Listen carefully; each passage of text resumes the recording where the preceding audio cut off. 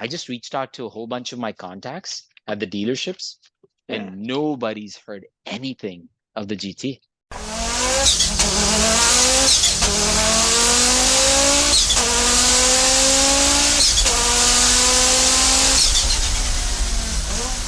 Yeah, I don't know what's been messaged to them yet, but that's why you and me are talking today, dude. I don't know. So I should probably do a little bit of an intro, right? For those people. I mean, if you got fans in Europe sending to model cars, I'm gonna guess you're a known quantity to certain people, but Nish Pillai, probably one of the foremost RS6 tribute owners. You and I did a video at the second Northeast RS6 Treffen up in the Poconos. That's true. That's true. And dude, you blew me away by, I was going to do a walk around and I very quickly realized I didn't know. I color myself as pretty nerdy, and I'm not calling you nerdy, but we walked around that and you knew I was amazed and impressed that you knew whose car everybody's car was and like what their mods were. And like it was phenomenal. It really was very impressive. Look it up on YouTube. We have it on our YouTube channel. But Yeah. It's um, fun though. I think all our lives we lived for these super wagons, right? yeah, And when these things came out, it's just so much fun, right? It's like if you meet anybody, like we've built a community, right? There's like over 200 people on the RS6 chat, and there's over like 60, 70 people on the Northeast chat. My kids still, that's what I say. I'm like a father, dog owner, husband, and Audi and Porsche nerd, and I'm proud of it. yeah, Why same. not, right? Yeah, Yeah, that's exactly how yeah. it No, is, man. so you and I were. This car was highly anticipated by both you and me, and I think we've known. But you and I haven't traded notes on it, but I think we've both known about it for a while. Yep. And the Audi would do this final, greatest, craziest goodbye car to RS6, right? Right. Right. So I'm gonna throw up. I'm just gonna share screen because we will do. I'll throw this video on YouTube too. So Yep. I opened a bunch of pages so we can just kind of show people what we're talking about. For people who don't know, Audi just revealed this RS6 GT a week ago. At this point, from the Mm-hmm. point this recording is happening, Yep. and they're going to build. I forget how many worldwide. Do you recall? 660. 660, and then I guess they didn't want to do 666. I'm They getting didn't want to do six. Apparently there's going to be 661 because there's a okay. car which says 000 of 660. Don't So they if all you, say? I don't Oh no, know. It should be 001 of 660, maybe 002 as maybe. or But yeah, but sometimes they do the same number in every one. So like, yeah, but I don't know how they'll do it. Anyway, but they're not doing yeah. 666 is all I'm saying. It was a There you dumb go. joke. There you go. Yeah, but, but but bad connotation. yeah, but looks like 60 are going to the UK. It's by market. So 60 going to UK, 85 coming to the US. Honestly, Seven like you and Canada. I, 7 Canada. Honestly, I was thinking is with the 3 colors that they were going to do, you and I were holding out hope, right? Like 20 of Arcona white, 20 in Nardo, 20 in black, and there you go. There you go. See, there you go. The Nardo, These are from the the configurator. Actually, I can go right. to the website. Yeah. Um, And we're holding hope that maybe they were going to do the same thing as your and my tributes, right? That the 20 20 so 20, so 60, right? yeah, but And let's go into that quick too, because sure. everybody may not know the backstory on that. So what you and I were just nerding at, should that make the actual cut of the podcast? What you and I were just nerding about with those blue RS6 model cars is Yep. that you're an owner of one of these cars. They built These 20. I beautiful. mean, there was something else in European markets. I think they were the 25 edition or Correct. something like that. Hmm. But in the It was, US, yeah. Hmm. it was the RS Tribute, and they built 25 of them, Yep. and they were all Nagara blue. They were all the same spec, and they're very sought after at this point because if you wanted Nagi, that was the way you got it, right? Like they locked it out as a color from Audi exclusive, and so you might be able to order it in an RSQ8 and RS7, but on RS6 you had to buy one of those 25 in order to make it happen. I think it may be reopened now. I guess that you and I have debated whether Yeah. that's available now too. But Yep. word was after the RS6 performance arrived, they were going to reopen it in Audi exclusive. Yep. And what made that car even more special was the interior also, right? The combo of the exterior. We know of people who were promised Nagaro blue, but then their orders got canceled. And then that denim stitch interior, because you can't get that. Right. That spec can be replicated. I think the closest people got to a tribute was either what was the blue, the Ocean, I Toyota, think. no, the ocean blue interior with the voodoo blue exterior, Oh yeah, right? yeah, yeah. So people were able to do that. So, we have a couple of friends, common friends who've done Right. that.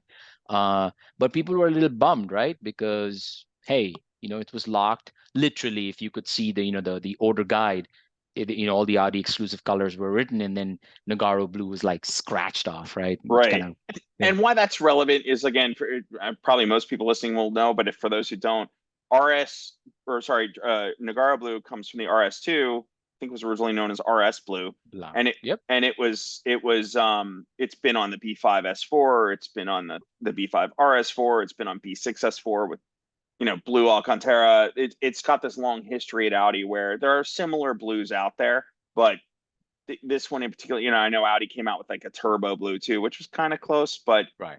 if you really wanted that blue, it really kind of resonates as iconic to the Hmm. brands because it's been on some very significant cars. And anyway, so it was 25. They were all very exclusive. They had the interior stuff in it too. And that's made them very sought after. They tend to sell at a higher price, even now today. I don't know where they're transacting at, but I can see them on, like, when they pop up on Auto Trader and what have you. They tend to go at a premium, even They do. still above probably what they sold for, what they stickered at new. They all had price adjustments, right? Like, Yeah. is my guess.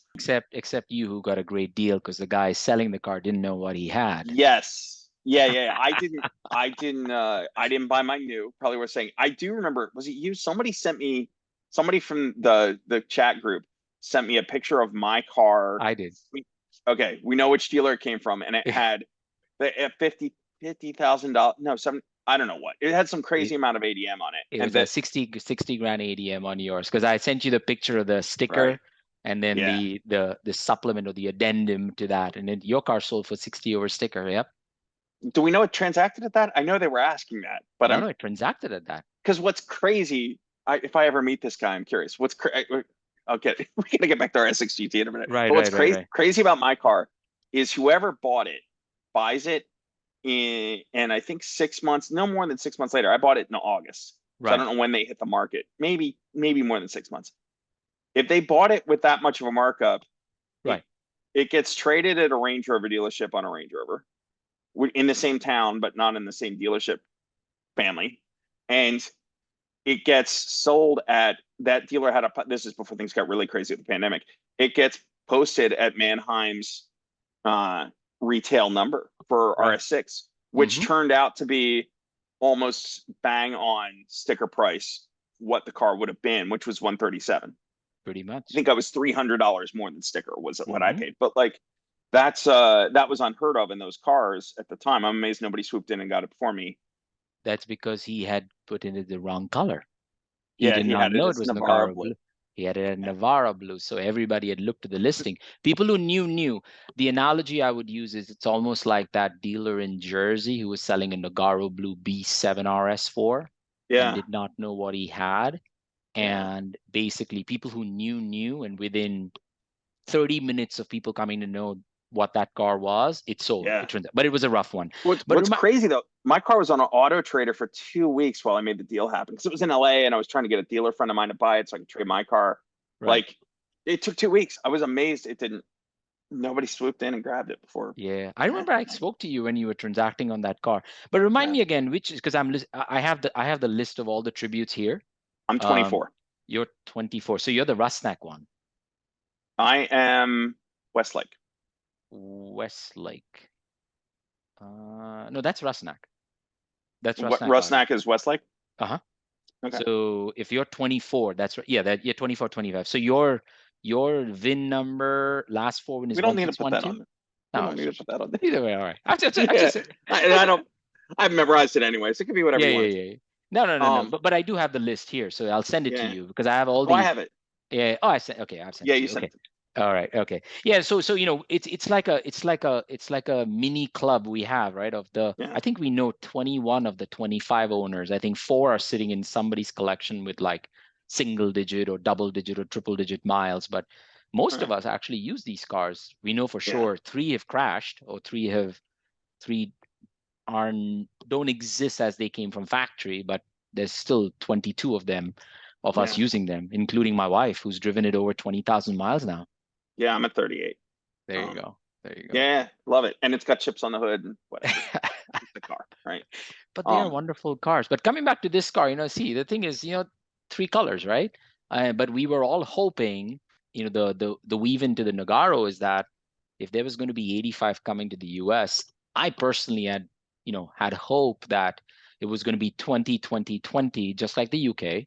So 60 cars, okay. Arcona White, Black, Nardo, and then Mm, it's going to be the 25 Nogaros. And so I was all ready to like, hey, how can I get my hands on, the first edition and have the yeah. last edition, right? Let's come back to that because I want to dig into that pretty deeply. Sure. But really quickly on the car itself, carbon fiber front panels, which you can see that kind of, if you can see my Right. cursor, the kind of what would you call it? It almost looks like a factory panel, except for the wet that flare that's behind the wheel. It kind of resembles the RS3 LMS. Yep.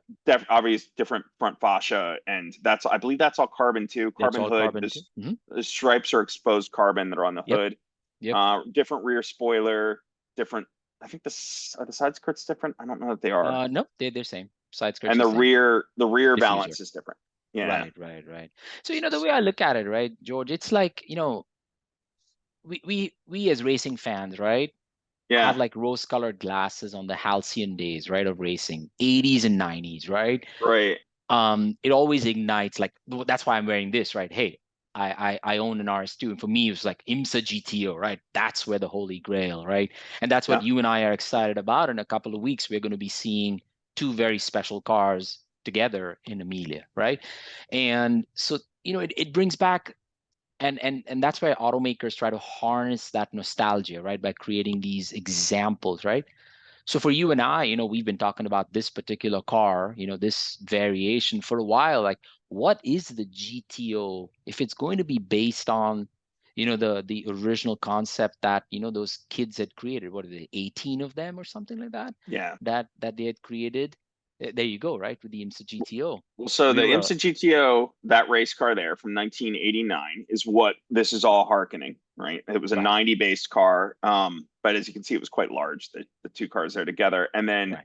that was a tribute from. I've got a bunch of tabs here open, so pardon me as I kind of waffle through here. But that There that you go. was, yeah, that's a concept car that what interns or Right. whatever they call them at Audi AG created, and for these concepts, they used to make them for, I don't know what this one was for in particular, but they used to make them for like events like Bertha Z or whatever, and the Mm-hmm. cars would go on, Mm-hmm. maybe Essen. Um, Right. and so this car is, was definitely more wild than the RS6. This came out a couple years ago. Mm-hmm. And it had turbofan wheels, much like some modern interpretation. The stripes have, kind of rhombus slats in them, Mm-hmm. vents on the hood. It's a little bit more wild than side draft exhaust. That's something that would never make production. But Right. that's what I think they're shooting to hearken. This was made such a splash when it came out that like Audi was like, well, let's send it off of that, right? I think that's the Right. Exactly. sorry. I just No, want to make it sure I'm was. giving background as we move through this. Yeah, yeah, yeah. No, no. Sorry. I sometimes I forget. Yeah. We nerd out on these things, and we have like all kinds of discussions Right. about these. But yeah, so 12 apprentices in the design studio, Audi design studio, created this, right? And when this came out, like you're right, for Word to See, right? We were like, wow, it's the what if, right? What if Audi went on the wild side and created something like this, right? You and I and a whole bunch of our friends would be lining up, right? Hey, what can I sell? A kidney, or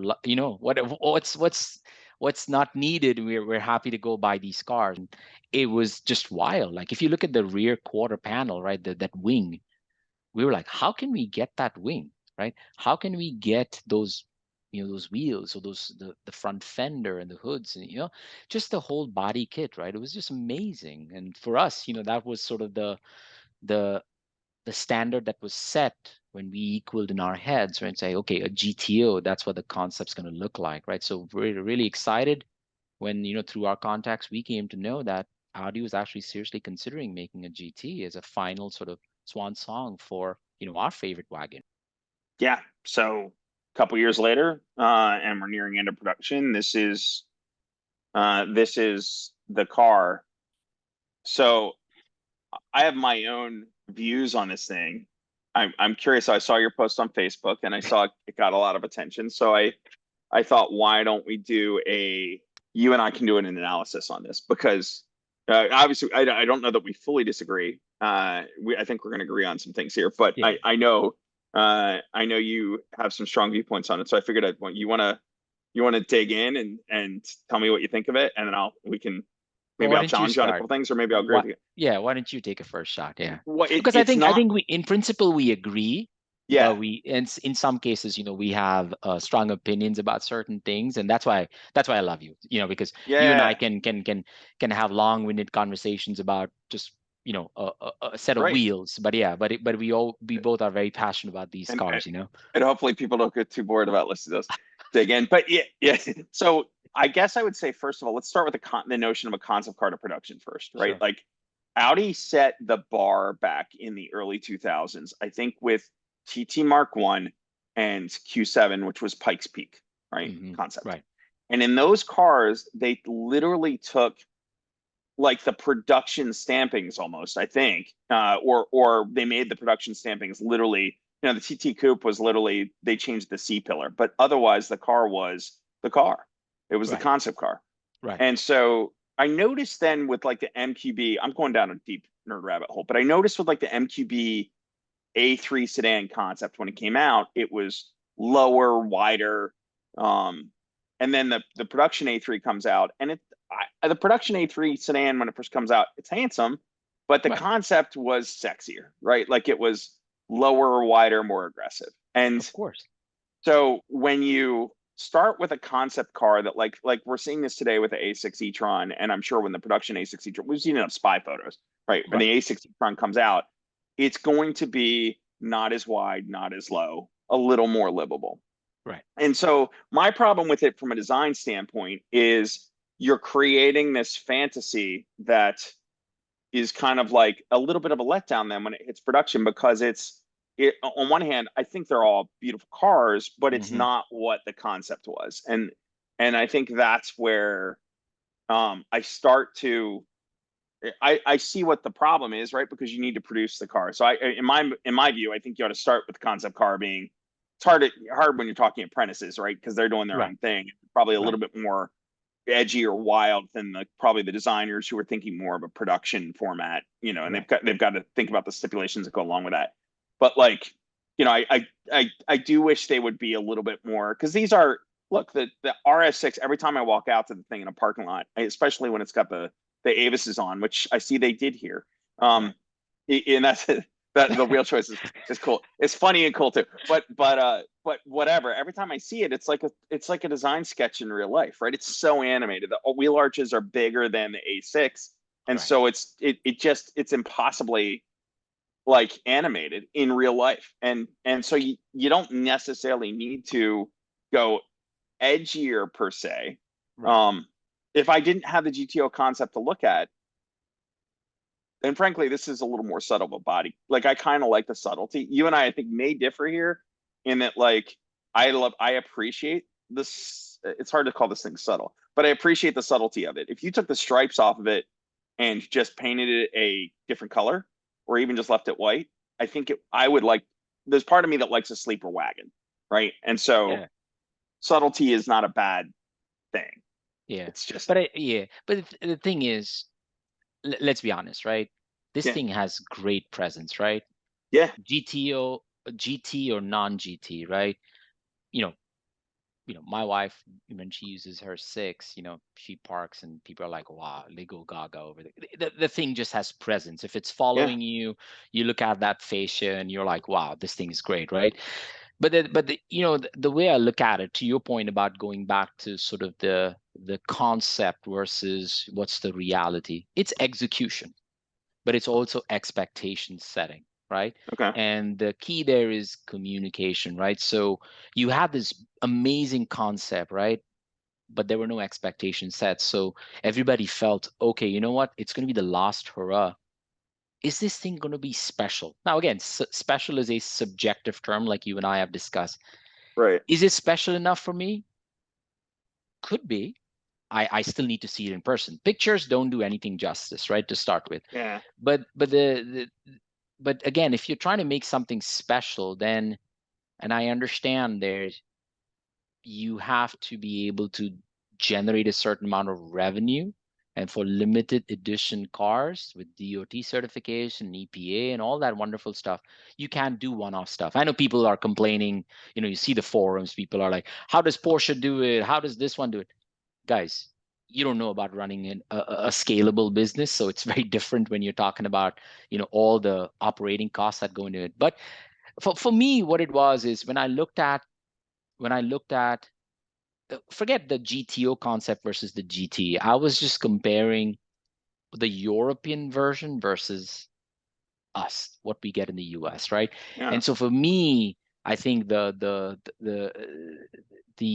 reaction I got of most, and this was not, again, there was not me posting on our Facebook chat, because I am a true Audi nerd, and Right. I was just giving my opinion. Now, some people may or may Yeah. not like it, but it's my This opinion, right? this is purely opinion. Yeah. We're all It's entitled just, to yeah, it. So like, yeah, yeah. exactly. So for me, I felt like, um, what makes this car special is not just the exterior, but the interior. So I know I used a strong term like we were robbed, but I Yeah. truly felt, considering how special this car is, we should have got those cool seats, right? Oh, Not the yeah. not the Recaro, the really crazy ones in the GTO concept, but the carbon buckets, right?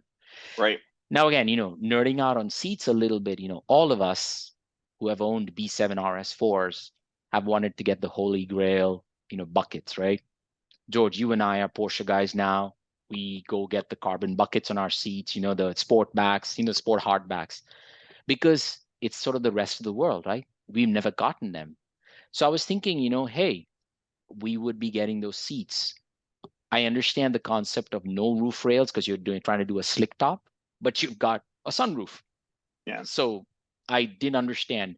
It's either, you go this way or this way. Don't keep a foot in both sides, right? So either you do complete slick top with no roof rails, or you do roof rails with a sunroof. But we got half and half, right? Yeah. Um, Can I speak to those two things? sure, sure. Because I think that just understanding, I agree with you. I wish we could have all of it, right? Certainly. I've been around the block enough with Audi over the years and their product managers to know what challenges they face when they deal with US Hmm. specification. Because unfortunately, dear Pete Buttigieg, would you please just align with Europe, right? Because that would make things way easier for the car Right. manufacturers both ways, right? Ford could more easily sell in Europe and.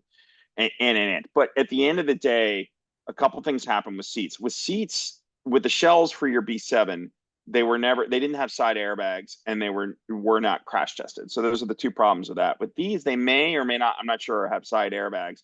But regardless, if you want to run a different seat, you have to go through a whole other round of crash testing and federalization. And so as cool as those seats are, that would add a considerable for 85 cars. Maybe you add those seats to like RS7 and RS6 as like a step up Right. option standalone. Right. Then maybe that, but even then we're in the last year production. So really, if they were going to do it, they should probably think about it like year one, right? Or at product improvement, which is facelift.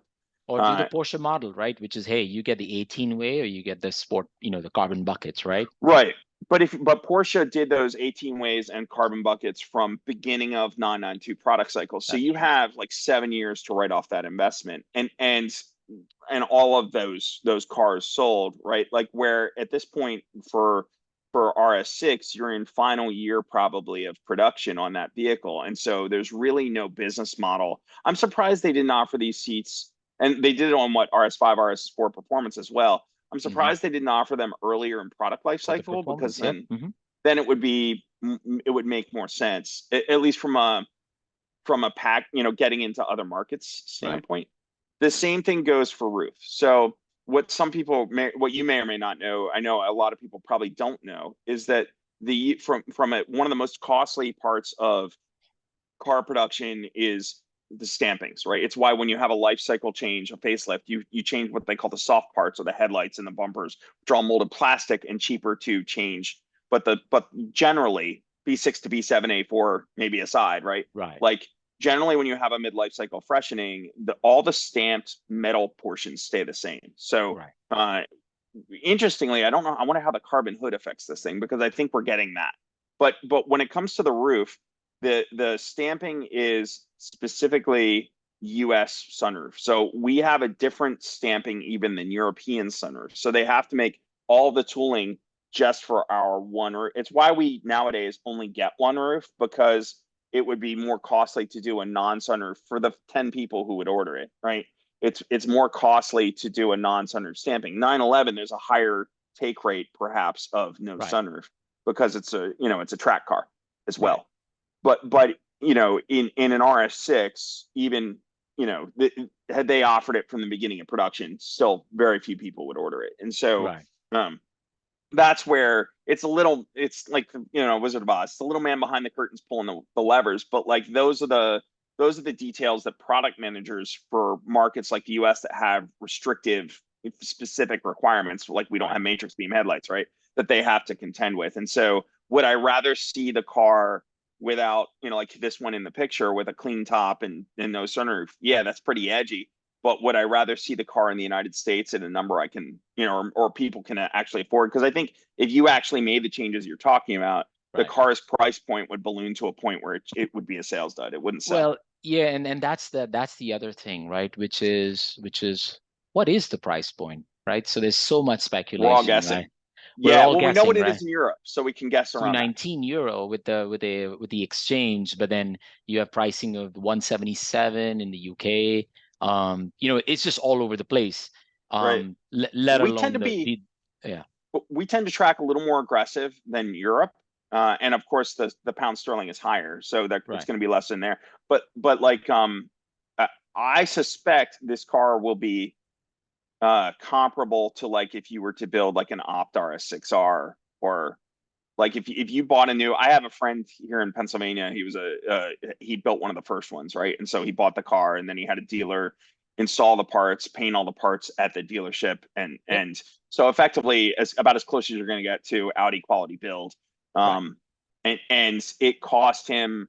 Granted, RS6s in the early days of RS6 were considerably less money than they are right, today. So, but the equivalent of like what I know the op stuff cost him, both the parts and paint and everything else, installation over and above, it would put you in today's RS. If you bought an R6 Performance today and did all that stuff to it, right. you would be similar to that European number. Yeah, and definitely, right? So, I think you're talking about Ming, right? Who was one of the Yeah, first guys who did it. right. Yeah, no, I agree, right? I think the positioning is going to be is who's the demographics going to buy this car, right? You have a plain white car with white wheels, right? So our people, our first time buyers, so let's think of it this, right? We as our S6 owners, are we going to upgrade to this car? Are we going to get the opportunity to upgrade to this car? Are they going to be, let's use the Porsche analogy. Are you going to have VIP customers of dealers who are going to get offered this car?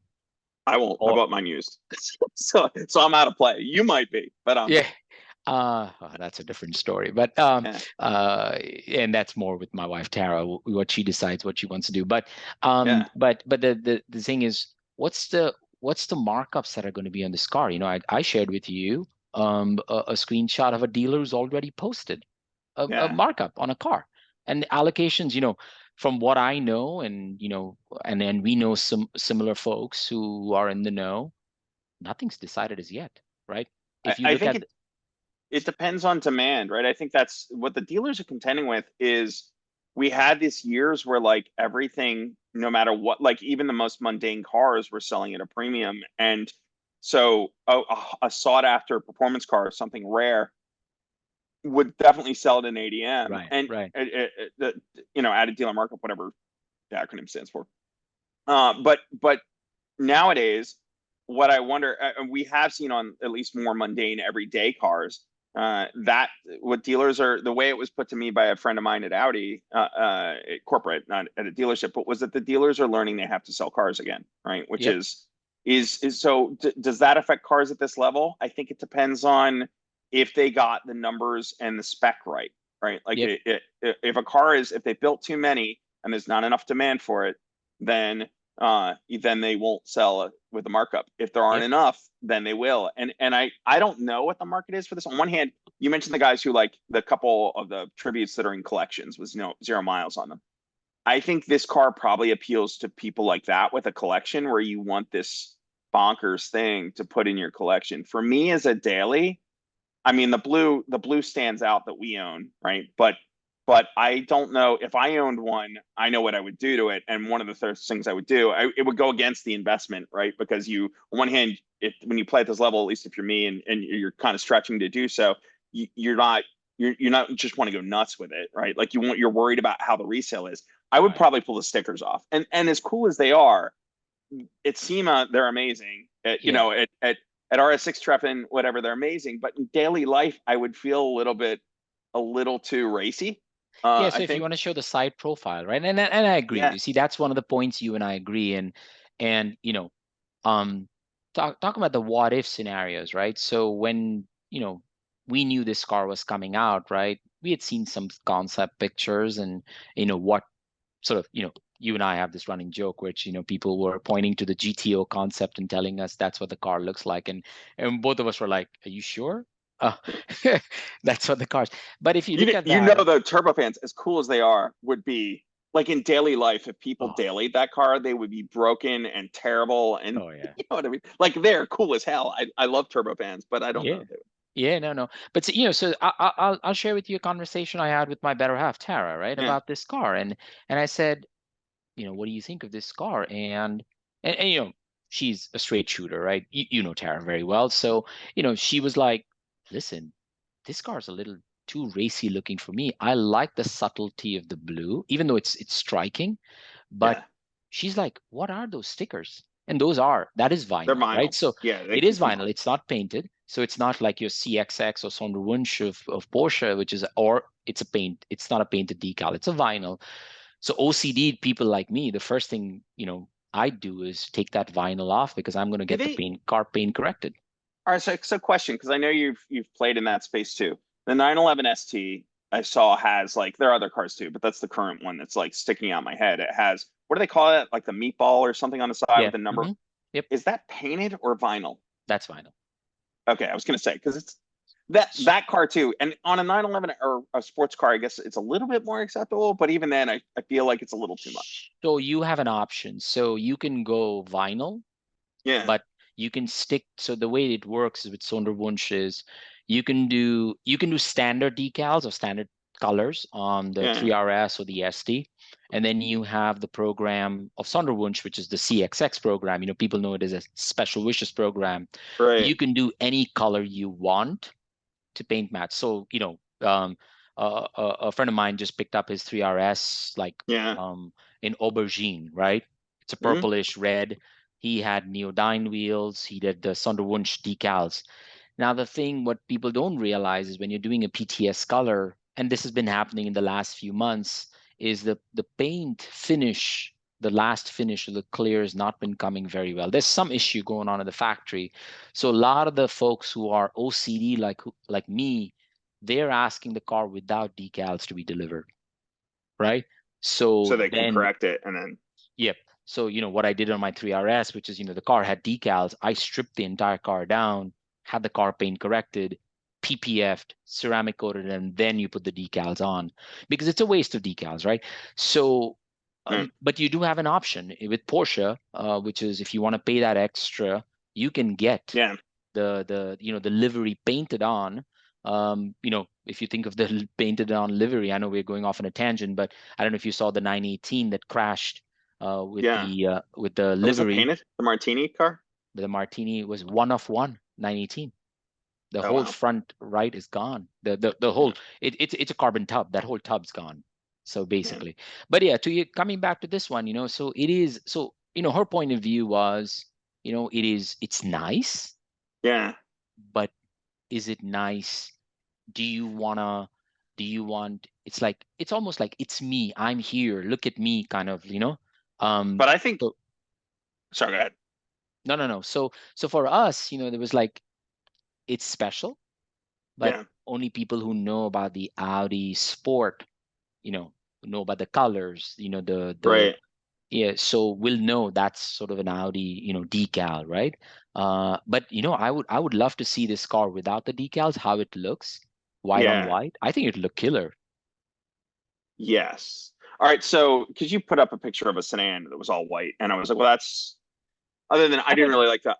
I still don't like the rear spoiler on this thing. I think it's a little too much. But You think so? I see. That's where we beg to differ. it's I love that spoiler. it it definitely tributes to the spoiler on the IMSA, and so Yeah. I see the value of it. I guess here's where I'm going with this. Go back to the Porsche reference because that's probably easiest to see, right? Like when you talk about the 911, like a GT3 Touring or an ST versus like a Carrera RS, or sorry, GT3 3RS. RS, right? The G3 RS looks like a race car, and it's got all the aero and everything to go along with it to suggest that it looks like it probably is, and it's meant as a track weapon, It right? means business, A exactly. street Yeah. legal track weapon. Whereas the ST is probably nearly as capable. Just it's not it's not PDK, it's not all these things, doesn't have the active aero. So like Right. to me, they're two different purposes. One is a track weapon, and the other one is the ultimate road car. And so, like the track weapon, the decals make total sense to me. If I were going to buy one, it would have Carrera or GT3 RS up the side and everything else. But if I were buying an ST, which is more of a daily, you're putting it in. I mean, I don't know who's daily an ST, right? But like, but for those of us who have them on order, maybe they can. But where I'm going with that is like I would go subtle as hell on the Yeah. ST because it's no stickers. Like I think the meatball on the ST is kind of cheesy on a GT3 RS. I think it's cool, right? Like it's just about what the car is trying to tell other people and trying to Exactly. be. And Exactly. that's where for me I get the GTO, like and how awesome it was. I just don't know if an for me because I own one, the RS6 to me it's a dad mobile, right? Like it's the coolest dad mobile you ever had. I have people stop me in my driveway. All my kid, I take the kids to soccer, and my kids' friends are all like, amazed. Like the amount of comments I get on this car in daily life are remarkable. But um, I don't know if the stripes. I don't know that at 52 if I really want to be driving around. I agree with you. If I pulled the stripes off and it were all white, I would probably like the white thing is a subtle nod to the 80s, like the Sport Quattro with the white Right. wheels and the white car. Right. And I love the heritage. I'll pull up a picture here, but I love the heritage badges that they did on this thing. The kind Yeah. of the rhombus with the Yep. see it there that has like the I call it Yep. like the tricolor, right? Like the Mm-hmm. red, brown, and tan of the Mm-hmm. like Audi Sport Heritage. Like doesn't look probably wouldn't look good on an Nagaro car because the colors kind of Yeah. clash. But Yeah. on this, just really really works. Like to me, this thing with a set of like white wheels. I I'm not so sure. I know I have a car on Avis's. I'm not sure. I love this wheel design from them. I don't know that it really fits. It's period incorrect, right? Like it's Yeah. a it's a Exactly. 2000s wheel on an On an 89 S4. tribute. Exactly. And Exactly. so like that's where I this thing on a set of like wheels that look like Ronal's, like those you know that actually the wheel underneath, I think underneath the turbofans on the 90, now I'm getting really nerdy, is a BBS, like an LM looking thing. Yep. Yep. Yep. The wheels underneath on the Trans Am, which was actually the C, right? Like it was a C3 versus like today's C8 RS6, Right. were like more of a white Ronal looking thing and straight spokes and white. And I think that's what I would do that Yeah. all and Yeah. it'd So, be great. George, you and I talked about this, right? Sort of the what if scenarios. I understand the Yeah, limitations of running a corporation and right. like you said, the number crunchers and you've got to make money on a particular project. It's a limited edition. But still as an enthusiast, right? And through as a Porsche and an Audi nerd, right? More an Audi nerd than, in last year Porsche. But what I could have, what I call this car is, what could have been, right? And it's the little stuff, right? So, you didn't want this car to be a parts bin car, right? You wanted this car to have a theme, right? And if you're going to go with the Audi Sport theme with the decal, you're going to do, the GTO concept and pay homage to the IMSA GTO, then you've got to do the right wheels, right? And I know, you and I had this running joke, which is, who ripped who off for the wheels, and Yeah. that conversation. Let's go into that quickly too. People don't know it. So I currently run it, and I'll pull up pictures of my car here. Yeah, yeah, Stop yeah. share. I currently run, and I think more recently since this car came out, people have been reaching out to me like, "Oh, they ripped off your wheels." Like, no, they're not mine. They're Rotiforms. Some people thought I custom designed these. I did not. That was all the brilliance of the guys at Rotiform. But what this is these wheels are the Rotiform ABS, and they're a very close match to the B6 era Avis, yet they're slightly concave. So when you see them in an angle, the B6 era Avis was flat Flat. face, and Right, these are more concave.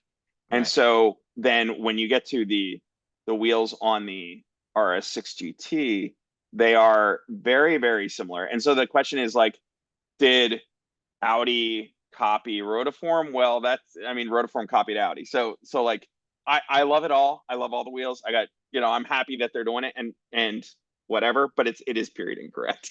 Yeah, it Like, is period incorrect, and I think the offsets must be really, like a +10 or something, because look at the concave on the front in just yeah, in that picture, right? Because right. yours are flatter compared to those. I So don't they, know. I want to see it in person. Mine are pretty concave. yeah, and see, they've got the slats, just like the Yeah. Oh, original I like that Avises. they did that. I think to me that's an interesting look. Yeah. They probably wanted to do it slightly differently than I have a picture of it for people who listen to audio, but like they they they they probably wanted to make their own take on it, right? Not Hmm. directly. I don't think Audi really does center cap wheels anymore. Like remember in the 2000s where they had all the Right. plastic moldings to cover the lugs, which the Right. original Avises had. These have exposed lugs, and then they have those slots up in the end of the Sure. spoke. And I kind of dig that. That kind of reminds me of the venting on the IMSA GTO. So, Yep, yep, yep. And um, see, that's the what if, right? So if I right, had an input into this, and I know we were kidding around, it's like, hey, maybe they should crowdsource some of this feedback from Audi yeah, nerds like us, right? I would have done that center cap. I would have made that wheel look like a center lock wheel, right? yeah, You get wheels in Porsches, even aftermarket wheels, right? HRE does it, Brighton Forge does it, right, Vossen does it. You have that center cap that sits on top of the lugs and it looks like a center lock wheel. Simple thing, yeah, right? I'm sure the yeah. I Italian haven't seen. manufacturer. Mm. I don't think I've seen Audi do center locks. I don't. I wonder why. Not center locks. Sorry, they're two different things. Right, A center cap on a wheel to cover the lugs. right. It's literally in 10 years. I don't Yeah, think I they've haven't done seen it, it. and I don't know if that's a. I don't know if it's a cost thing. I don't know if it's a crash test thing. I don't know. Yeah, must be I don't. something. Yeah. I'm not sure why, but whatever. All right. So next question on that, because where I think I don't want to second guess this car in a lot of ways, but here's where I'm going to second guess it. Making I making 85 and all of them the same. If I'm going to spend the kind of money that Ming did on his RS6R, right? On this car, or the magic what you talked about what Porsche does in the 911, because you're talking similar pricing now, right? Right. If you let's say this car comes in at 220, I don't know where it's coming in, right? But I'm guessing. Let's say it comes in at 220. That's basically, if you can get it, sticker on a GT3, right? Yeah, and a So well-spec GT3. I have a spreadsheet actually because I was comparing, contrasting because I'm a right brain, left brain kind of guy, and I was okay, like considering this car, and I'm like, where does this car fall into the price point, right? Yeah, right. you could do a GTS with full aero, and If you can get an your allotment, if you yeah, get an allocation MSRP, well, technically you're the market is correcting, right? But let's say the what ifs, right? Forget yeah, the GT. If you can get a GT car at MSRP, a well spec GT, that's what you're talking about GT money here. Anything right. 200 plus. So where I'm at on if I'm in that neighborhood then, right? Like as I think that market is a very discerning market in as much as I think they've hit this sort of stride where on one hand I hate what you have to do to get an allotment nowadays, but on the other hand, the way they cater to that market, and I think Singer started it, and Right, oddly, honestly, Opt sort of does it too. The way they do it is that you can spec it however you want, right? And so right. that's where I think if I were the product man, I don't know what sort of limitations, an off main market, like we're the America versus the home market is Germany, right? And in Right, Germany, they right, clearly have more options than we do. So there's more infrastructure there and everything else. So I right. I don't know all that goes along with that. But what I do know is for me personally, if I were going to seriously consider this car, I would want it in my spec, which would be no stickers, different paint colors, silver Avis wheels, like maybe like a Nagaro or a Goodwood, different. I don't really want the I love the multicolor stitch. I think it's a cool cue. I don't think I'd want it daily. So or the Alcantara, whatever the T-Tech, whatever the stuff is in the car. Very cool and racy, but again, I'd want to tone it down and make it a little more sleeper. And everybody's got a different opinion. You have different opinion, I do, whatever. And for if we're going to spend at that level, allow us to like we would tailor a suit, right? Like 911 Exactly. GT3 owners, how many of them put like like Pepita cloth in the car? And that doesn't make it any faster on the track, but it's tailored to their taste. And at that price Exactly. range, it ought to be tailored. And I think that's Exactly. my only. This Yeah. is like any color you want as long as it's white with As long as it's stripes. white. Yeah. Right. Now, Go ahead. yes. Yeah. So see, that's the point, right? So, and I think you hit the nail on the head, which is there's going to be a certain demographic purchasing this car, dealer markups aside, right? Apples Yeah. to apples, right? There is a statistic out there, I think it was on Renlist the other day, that says a large percentage of Porsche owners. See, the analogy I would use is the difference between you know high-end RS owners and Porsche owners, right? You and I know a lot of RS6 owners who have gone off and the deep end, right? Including myself, right? My wife thinks I'm an idiot because I've spent so much money on my RS6, but it's my own, right? It's it's Right. it's a vision, right, that we each of us have. And I think when you're talking about a price point like that, you take that analogy to Porsche, there's the little details. You can mix and match so many, and then people want to spend that extra to make it their own. I think Yeah. that's an opportunity they missed right here, which is you could have done 20 of white, 20 of black, 20 of Nardo, and then you open up 25 out of Yeah. those 85 to special order cars. Now I understand the limitations you and I have talked about, which is getting paint to sample the Audi exclusive shot in a slot, right? Right. Even all of 2024 is sold out, right? There's Right. no more slots for PTS. All those cars are being pushed to 25.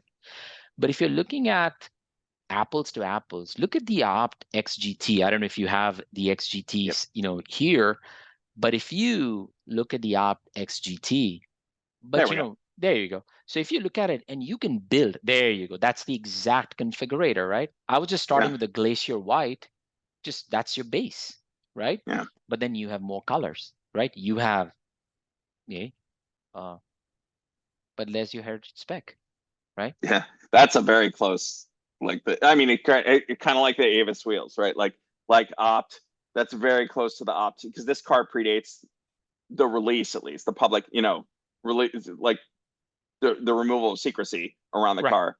This Yep. car came first, but of course, it's all attributing that era of Audi Motorsport. So they're Audi's Exactly. colors to put on the car. Right. And I remember the conversation you and I had when we saw Yeah, the pictures of these the test mules running around Nürburgring. You and right. I had this conversation, which is this going to be the R8 GT Plus or whatever, the Yeah. last swan song? And we're like, now Audi's really like built something, right? I'm Well, I mean, sure a that lot. is interestingly. I mean, there. What's interesting to me about this car is it's basically the R8 LMS GT2. I mean, it's for the road, but I mean, it's TÜV approved. They're going to sell it in Germany. We'll see TBD on the US. To get it here is going to be a real hurdle to make it happen. But it's not like Audi. Audi did. I mean, this is pretty much the GT2. That It is. they're. So I think that it's cooler for that reason, right? Like no, just on Opta is a customer racing team, as is Sure Sport, who made Sure. the two of them worked on this. Sure. So, But look at so the but difference there, right? See, there's the individual color request. Now, you and I yeah, agree, right? So, yeah. Open up your in checkbook. in full disclosure, I've reached out to Opt about this car. It's like, Yeah, under what circumstances is this car going to arrive in the US? And just like you're aware, they are working on getting it certified. There is going to be an opportunity for discerning owners to own this car, but it's still a TBD. It's a 25, 26. But yeah.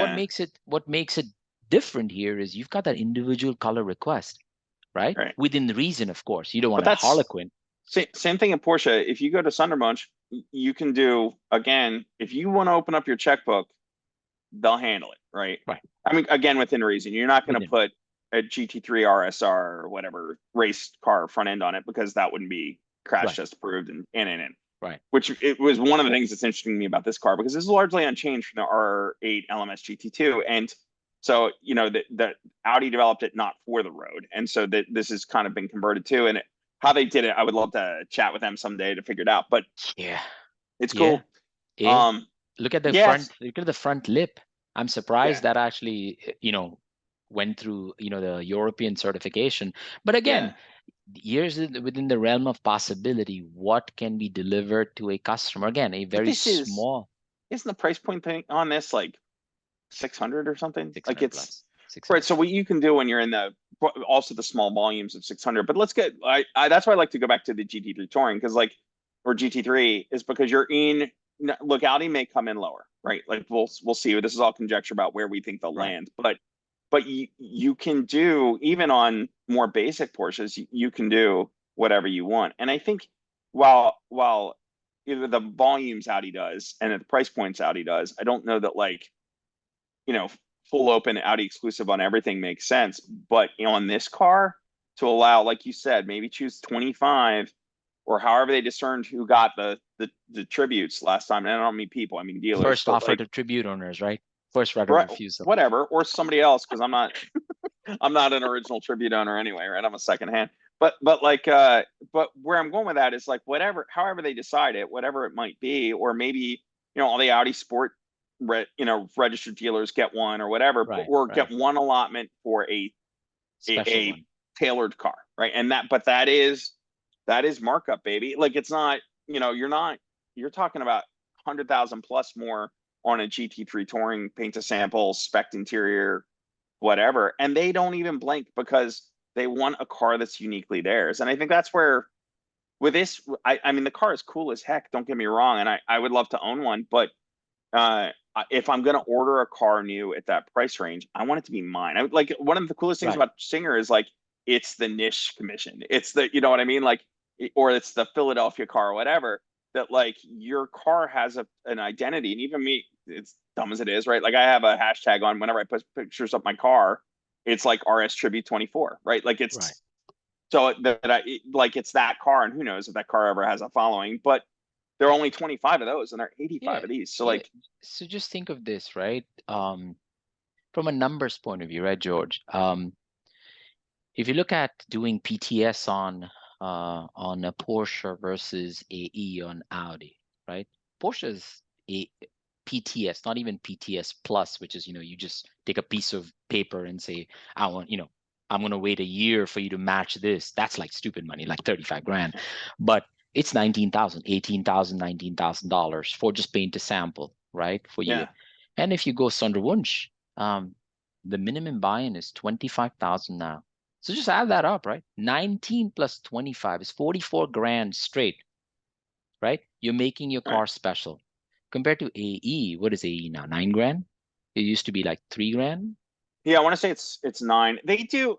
Here's the weird thing, and I don't fully understand it myself, is they will do like unique, totally formula colors, right? But it has to be approved. Yeah, like Um, Viper Green or something like that, Ronnie's there's car up in Northeast. I encountered an R8 once that was like, I think they said the guy was from Connecticut, and it was like almost like golf blue, but it wasn't golf blue. And then the interior was like a terracotta, and it was a Oh. very unique color combo. It was like two-tone, and I asked Audi about it, and they were like, "This is years ago now," but they're like, "Yeah, this Oh, guy not the orders." C8. Okay, okay, okay. Yeah, no, but this was an R8, and it was a Mark One, so it was like figure the years, right? But the idea was the guy. I don't know if it matched his like school colors or his yacht Oh, or I know whatever the it guy. was, Yeah, yeah. Yeah, I know who you're talking about. Yep. but Okay. but he always orders the same spec, and so like if you're at a certain level, they will, providing it gets approved. I guess they will let it through. But that's where, again, going to this car, like, yeah, let's say it starts at 230, again, guessing 220, 230. But like if you want to go to 300 plus, which a lot of those GT3 owners do, like, sure, we can facilitate, right? And I think Exactly.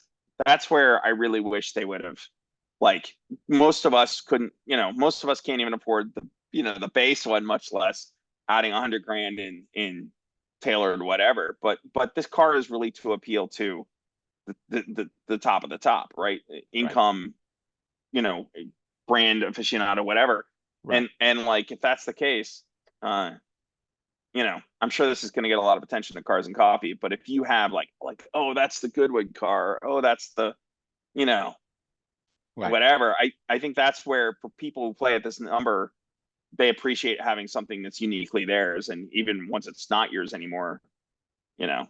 Yeah, no, no, definitely. And I think that was a missed opportunity, right? Which is, the what ifs, right? What could have Yeah. been this car, right? Now, again, don't get me wrong. If you're that crazy enough, you may vinyl wrap, take out this vinyl and vinyl wrap the color, car. But I Yeah. think what's happened is, just think of it from a numbers point of view, right? Tributes, when they came out, they came out early. R25 were the first that came out. Our price point was what, 146 MSRP, right? Um, 137. it's 137. Um, but then so you had those, and then the price points have gone up, right? Now Right. but only 25. So let's do apples to apples comparison. 25 cars at 137. You have now 85 cars. Let's say, for shits and giggles, 185, 190, 200, right? Yeah, $200,000, but you're one of 85 versus 137, you're one of 25, right? A Yeah. car, I don't know if Arcona White you can do an AE, but it's white, right? Yeah. It's a different shade of white, right? Right. Tributes, 25, Nagaro Blue, right? I know a couple of Nagaros have slipped through the cracks in terms of full performance, who friends we know who have now built Nagaro cars. Okay, so you 25, you have 26, 27, maybe 28 Nagaro cars, RS6s, but still you're one of 85. If you take that decal off, how many people are going to love those wheels? Don't know. Some may swap them out. It's pretty much, unless you really pay attention to that, the front fascia or the rear wing. The irony is these parts are always already available. Already you can find them on Ecta. No, really. I look at this car and well, again, I don't want to beat it up, because I want to say, because I responded to you on Facebook, but I want to say it here too. I love the car and I love that they build it, right? Yeah, Like, I'm me I'm too. niggling it. I'm niggling at the details. I Me want too. more Yeah. cars like this to Yeah. be built. If I were gonna build one, it would be monochromatic, either Nagara blue silver wheels or Goodwood Yep. green silver Yep. wheels. And it, like, I look at it and I'm like, man, that would be like my car with like just a little bit more, like it Yeah. would be just enough. And I love that they did the livery. I just don't know if it's for everybody. On the other hand, Yeah. too, I also had a picture of like Ray's car up here, Ray Reyes, who does the Northeast RS6 Yeah. Driven, which was based on when he had the wrap on the car. And here's the other thing. That's a Voodoo blue car underneath, right? It is. It Like, is. It's the original voodoo. and I think nowadays it is Voodoo because he pulled it off. But when he did this design, it was a tribute to the RS3 LMS presentation car, right? So like, part of me thinks they should have done like different era Audi Sport liveries. Hmm. As like, you can have like the GTO tribute, you can have like the RS3 LMS tribute, you could have, Yeah. whatever, the B5 touring car with the big red rings up the side, whatever. But like paying tribute to the lineage versus the single, and but then paint it what you want underneath. So you want it, you want it with a livery when you get it, great, but you want it Voodoo blue like Ray underneath, then Yeah. okay. It's funny, you were talking about liveries. So do you know Dave Matoski? He's got the Miami RS6 now, which is half pink, half blue. I don't think I've seen this one. Yeah, he's done a custom interior from E3 Customs. But his first iteration, like Ray, he has had many wraps and liveries. His Yeah. first iteration, or first or second, was actually the Audi Sport livery. So I, I think I was I was joking on my Instagram, and I said, "Hey, did Audi pull a page from Dave's from Dave's wrap?" And literally I compared the two cars, and yeah. they look almost identical, right? I think if you're on Instagram, it's Drake Official, Drake, I believe that's what it is. Oh, there you go. That's Ray, the famous Ray Reyes. All Yeah, of us right. want to, when we grow up, we want to be Love like Ray. Ray. There Ray you go. is He's a great. good guy. Yeah. Love Ray. So Drake. Drake. Oh, sorry, Drakce Official. There you go. That's the first. So now look at his livery that he just got. That's the Oh Miami. man, that Okay, is but that is an acquired check it taste. out. Yeah, click that. Click that. No, the next picture. The next one. I think he's got pictures of interior. Now look at that. Just click the next I mean, picture. I think. the texturing is interesting. I still don't know if I'd like it in real life, but But it's look at the interior. His passenger side is pink.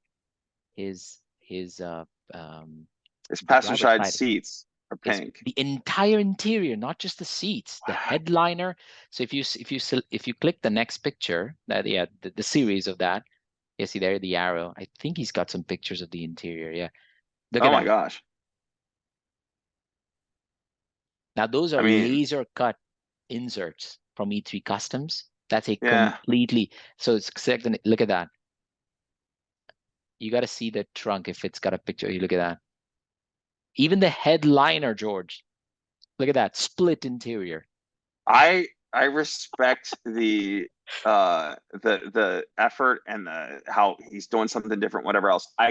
For me personally, I couldn't drive this car daily. I No, just it's a show car. it's a show It, car. it is a show car. But if you scroll down, you'll see Yes. that was I've one seen of his that. first. Yeah, that's what when he's I think version 2 or something when he was Yeah. in when Pacific German did the build with him. But he's had so many liveries over the years. That's another one. He had a black livery. Scroll down, I'll show you his exact one that I was talking about. No, it's actually way down there. I think that's the picture. If you see that picture on the right, no, you just missed it there on Uh-huh. the right. Yeah, there. So see, those are all his liveries. Oh, sorry, no, I guess Yeah. no. But Because we're on Zoom, who knows? Yeah, I that's mean, bold and cool. If you're into that, that's awesome. I'm not here to, yeah. So that was one of his liveries in the middle. yeah, Like I there think you I've seen go. that one too. Yeah, that was when he moved Very, from LA to Miami for he did it for Formula One. He thought that was going to be the livery for the when they came yeah, out with the yeah, yeah. Formula One It's very concept. modern motorsport Right, livery right, right, right. When they garage. had it on the Formula One concept car. Um, so he presented that at Miami Formula One. That's awesome. Miami GP, was it the? But yeah, you know what I mean. So he's done a lot of these liveries, and I was joking around with him. There you go. See, there it is. You just missed it. There, look The at that. white one. Yeah, click it. Yeah. See? Oh, it's got a reel. But I think he's got the car. This is the whole Audi group, LA. They go for drives. Yeah. But good guy, right? And Yeah. he's Totally. kind of come up with these designs of his own and working with different people. But he has one specific one that was when his car was white. It was there, but I guess he's had a lot of different designs. But I was telling him, I'm like, that is so cool that you built, you made a you designed a livery, and now the look at that, right? Yeah. So it's cool.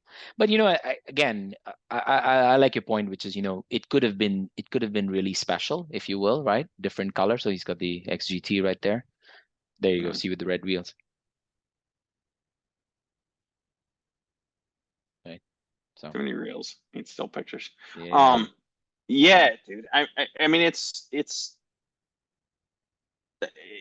tailored to the person, right? Like, this is very, and I love, I don't getting around vinyl, right? Like, I think different markets too. Driving around in Miami is probably a very different experience than where I am in, like, you know, likewise. mid Tampa. state Pennsylvania, right? Yeah, yeah, So the way your car, I think it's the way the car blends. I go to SEMA and I see cars like this, and I'm like, I'm at week, it seemed the whole week, or like a show like, back in the day, like Waterfest or SoCal Euro or right, whatever, right? right, right, right. Like your level of like acceptance of crazy in a good way. I don't mean that as a put down.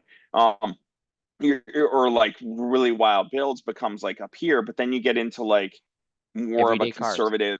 Hmm. Right. And that's one, and I tend to gravitate, I've always tended to gravitate towards sleepers, so it is what it is. But that's why not let it be an ex like if this guy buys one, let him go as and I would imagine again, you want to do a vinyl livery that's a tribute to something, we will do it at the factory. And again, another Exactly. option to whatever. So Yeah, so if you just want to move, go back to the car itself, right? No, the yeah. So if you see the car, so see from my point, you know, the conclusion we came to, right, as a family, which was, is this a car we envision driving around, Tampa? Because yeah. with people already recognizing our tributes, right? My wife freaked out when people start tagging you on Instagram. She's like, Nish, I feel scared driving this car. So can you just Really? imagine this car? So this car has a purpose. Let's be honest, right? Yeah. It's like you and I were talking the other day. It is in the last 7 days, Audi has got more publicity and marketing, free marketing because of this car, good, bad, Yeah. or indifferent Yeah. because of this car. So from a strategic point of view, Daniel and his team have achieved that, right? It's organically grown. Um, I don't want to say it's made Audi relevant again, but it's made Audi, for lack of better, if you will, sexy, right? Oh, They've had a couple months of the way the product cadence, like next year is going to be an like crazy amount of launches, right? But right. this past year has been a bit dry on It is. launches, It is. and Yeah. A lot of electric cars, and I get it, right? That's where yeah, they saw the demand. They needed something to infuse a bit of oomph into the brand. So from a yeah, brand point of view, it's really brought the attention back. I think the question's going to be is, how is this product going to be executed? yeah, How well is this product going to be accepted by enthusiasts, right? Enthusiasts with fat checkbooks, if you will, if you're talking about a $200,000 product, right? yeah, And then the more importantly is, what are they going to come with after this variant? I wouldn't call this as a Halo model anymore. For me, it was a Halo, and right. that's why, I was a little disappointed. I call it a variant, right? Honestly, my gut tells me there's another RS6 after this. Because if you look at it, take a step back, right? And Uh-huh. I don't mean to fuel any rumors or anything. Just this is just my personal, right? Hmm. There was this big emphasis on electric cars, right? Audi had doubled down. We saw the roadmap. We saw where the products were going. All the folks that in the know, we have had conversations with. It was electric, electric, electric. 2025, you're going to pivot. Volkswagen Group said you're going to be the performance division. Porsche's running that. You've got Volkswagen. You've got Audi. Each of them has their roles, right? I think electric, the demand has not been there. So my hope is that Audi sees that, wow, look at the demand for ICE cars still. I can do a really cool RS6, like you and I were talking about, like the C7, the last Nagi edition, right? The last Right, edition. And then they double down potentially with the RS4. There are rumors that the RS4 might be coming out, or whatever, RS5 if it's an ICE engine, right. like, the even on odd numbers. And I Yeah. think that's what I'm looking forward to. I don't know what your point of view is, but as an enthusiast and Audi owner, that's what I'm hoping happens. So I would say two things. So what I know from somebody I spoke to at Audi, in regards to cadence and product that would have been in the pipeline, right, Mhm. is that what Daniel Weissland has told us at the Q4 launch, the internal combustion development continues until 2025. That doesn't mean they stop selling internal combustion cars in 2025. If you look at like the product life cycle is typically 5 to 7 years. Mhm. And then beyond that, if you do like Q7 just got a third facelift Right, or for third version, right? So right, uh that would be um like even more, right? Like I forget how long when Q7 launched, but they're right, extending that further. So could they go to at the very least 2032 on normal life cycle internal right, combustion units? right. So now outside of so what a friend of mine at Audi told me was more we're not pivoting. I mean, yes, there's might be messaging may change, right? Right.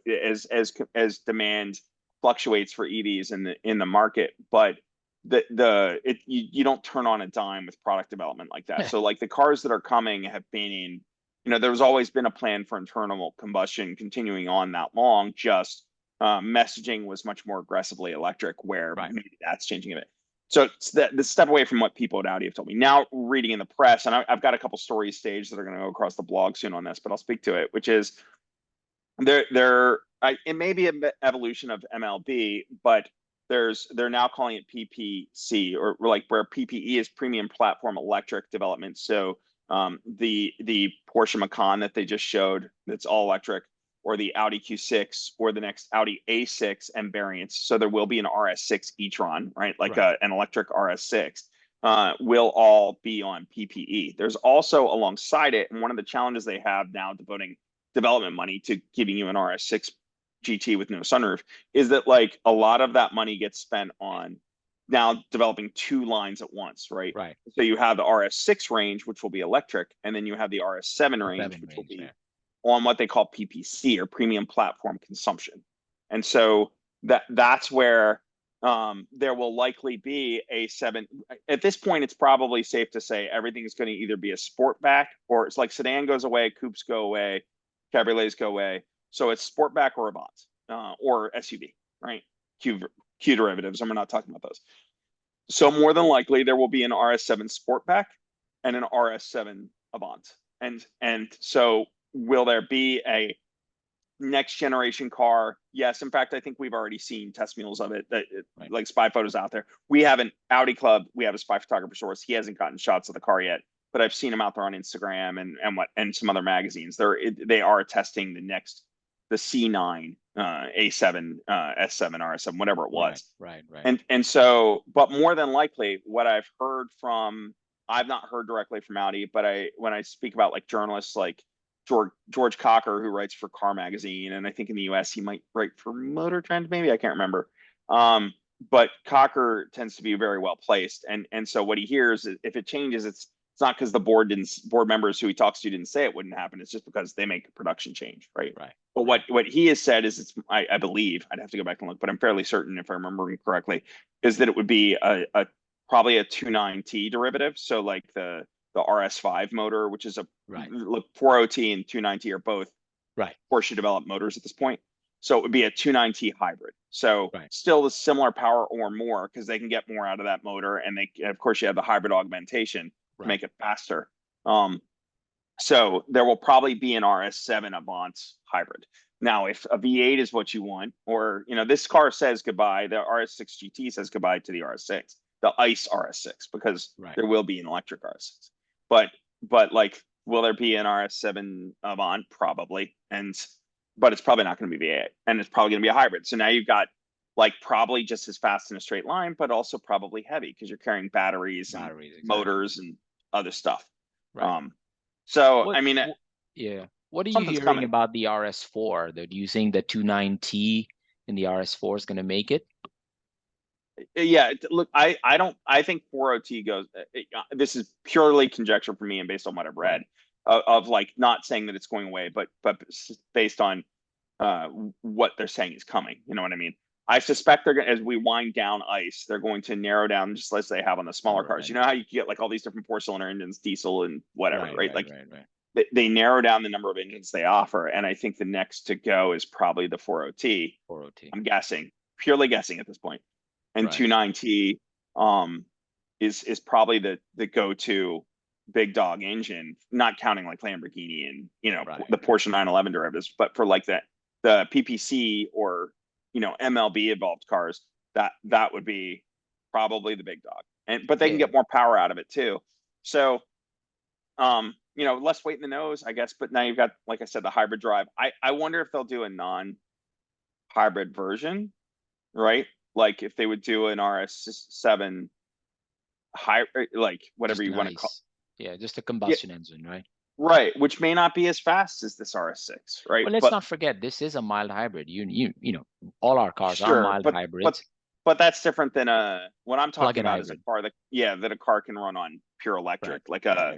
a A8 hybrid, or Yeah.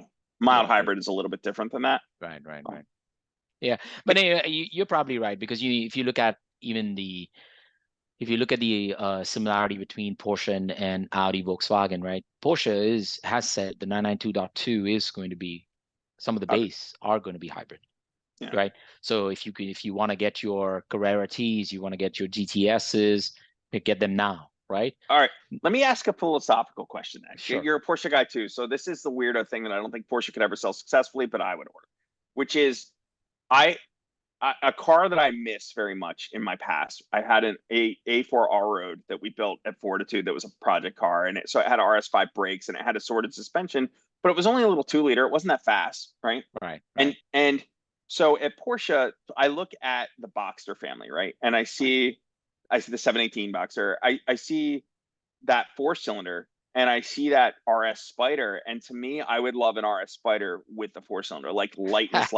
Because at this point, like Tesla and e-tron GT and like all Taycan, they've commoditized Oh, like yeah. 0 to 60s. I don't care anymore because it's irrelevant to me. If a Yeah, Rivian can outrun me to like, I just don't care about quarter miles anymore. I don't care.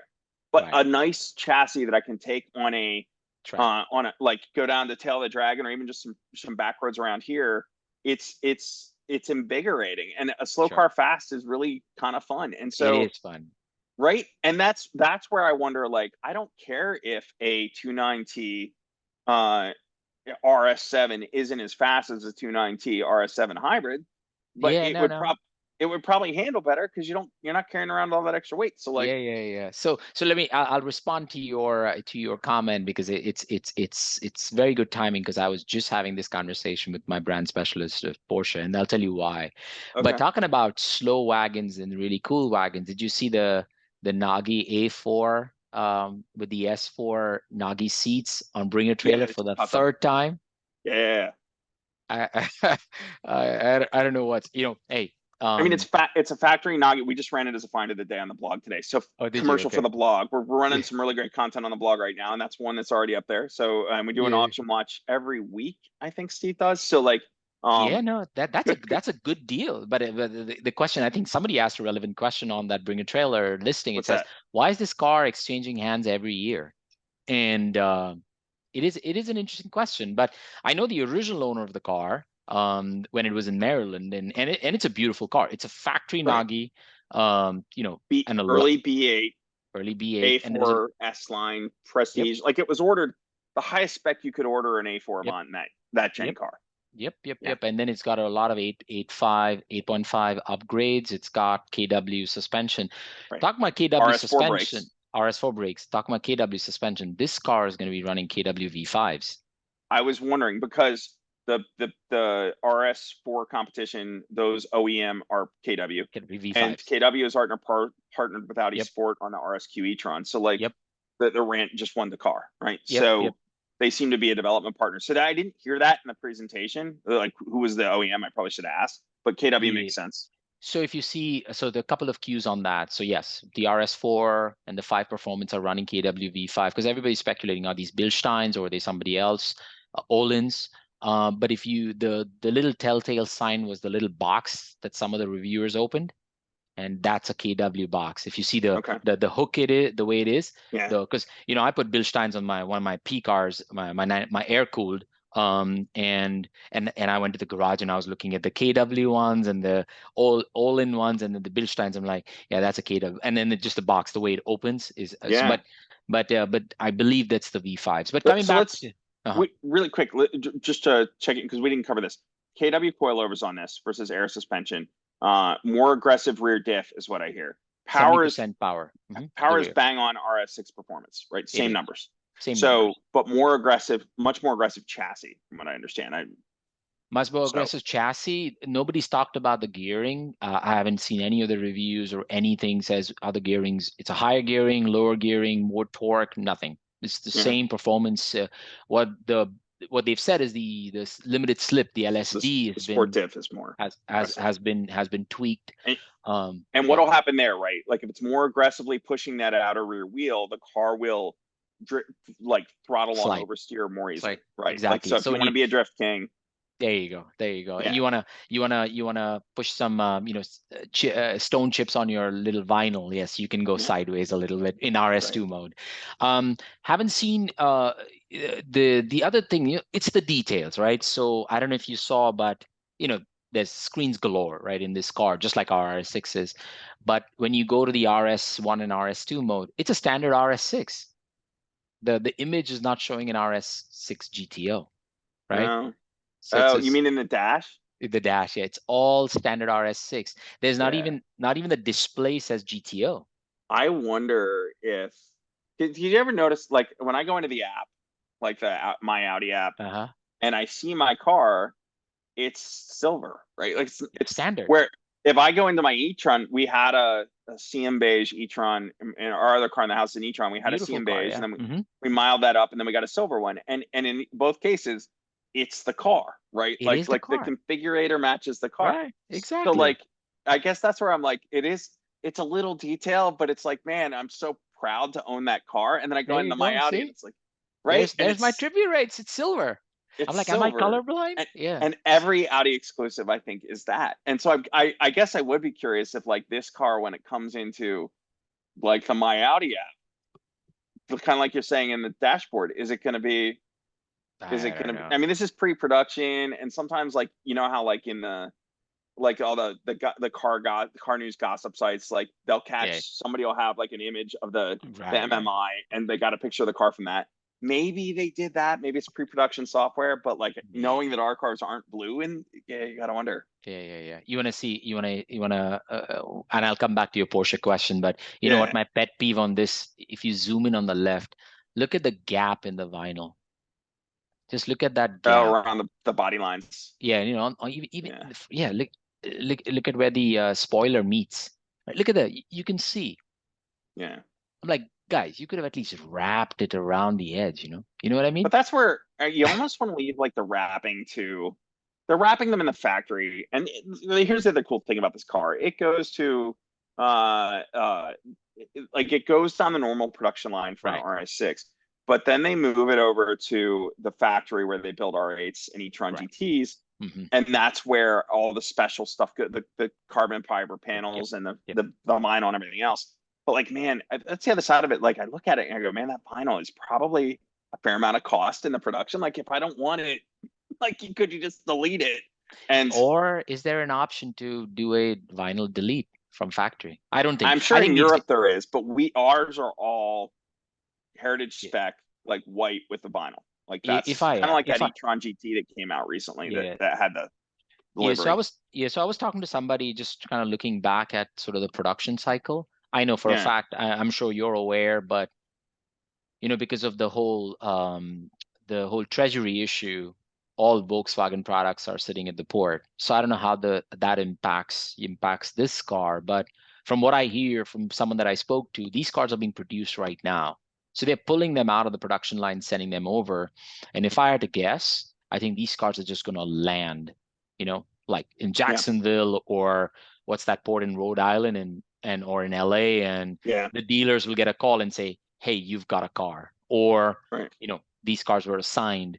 And I think that's how it's going to happen. They're just going to land. Remember the whole ruckus when our cars were going to land, and the first one went to LA when it was supposed to go to Rhode Island, Davisville, right?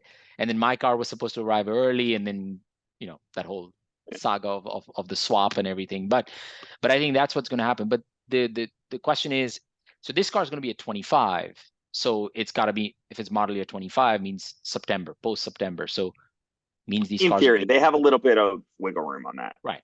So So they're going to make 660, means Europe's going to get the first. We will see the actual cars arrive. They said June, July delivery in Europe, right? right. So it's going to be interesting. To your point, pre-production versus production. What are the real, like, the little surprises if they have for us and these cars, right? Because when we were Right. looking at our tributes, right, we didn't know we were going to get denim stitching. We thought we were going to get regular stitching, or we were going to be able to Right. configure. Nor did we know we were going to get the Bang& Olufsen, the 3D sound system, right? So these are all pleasant surprises. So I'm hoping that's the same case here. But yeah, so my hope is I'm sure they'll all be Pillai. spec'd identically, just like our cars. So They, like they it's they I'm would be. probably, if I had to guess, so the sports seats that we have, right? Like the standard RS6 sports seats, because we're not getting the I don't think they're Recaro OEM. They Yeah, might they are be. Recaro OEM, yeah. Are they Recaro? They're 14 to $18,000, those seats. And and they do they have Recaro badges on them though? Because I know like the R8 Recaro I seat has believe Recaro badges on it. I don't think they have badges, but I think these are Recaros. I'm almost certain these are Recaros. Yeah. But they do like they have a stitching that's like I think red and that kind of gray. So like you have a row of red and a row of Right, gray, right, right. and I think everything will be on that. But what they may do the plus leather like they did on ours, like on the seat bases and I think they the dash. they chose Dinamica as the material. So they Yeah, have the Dinamica, but to your point, but you that's know, a good question too. We might not get Dynamica because we don't have any other car that has Dynamica, right? Which means they no, have you to can get federalize it. Dinamica.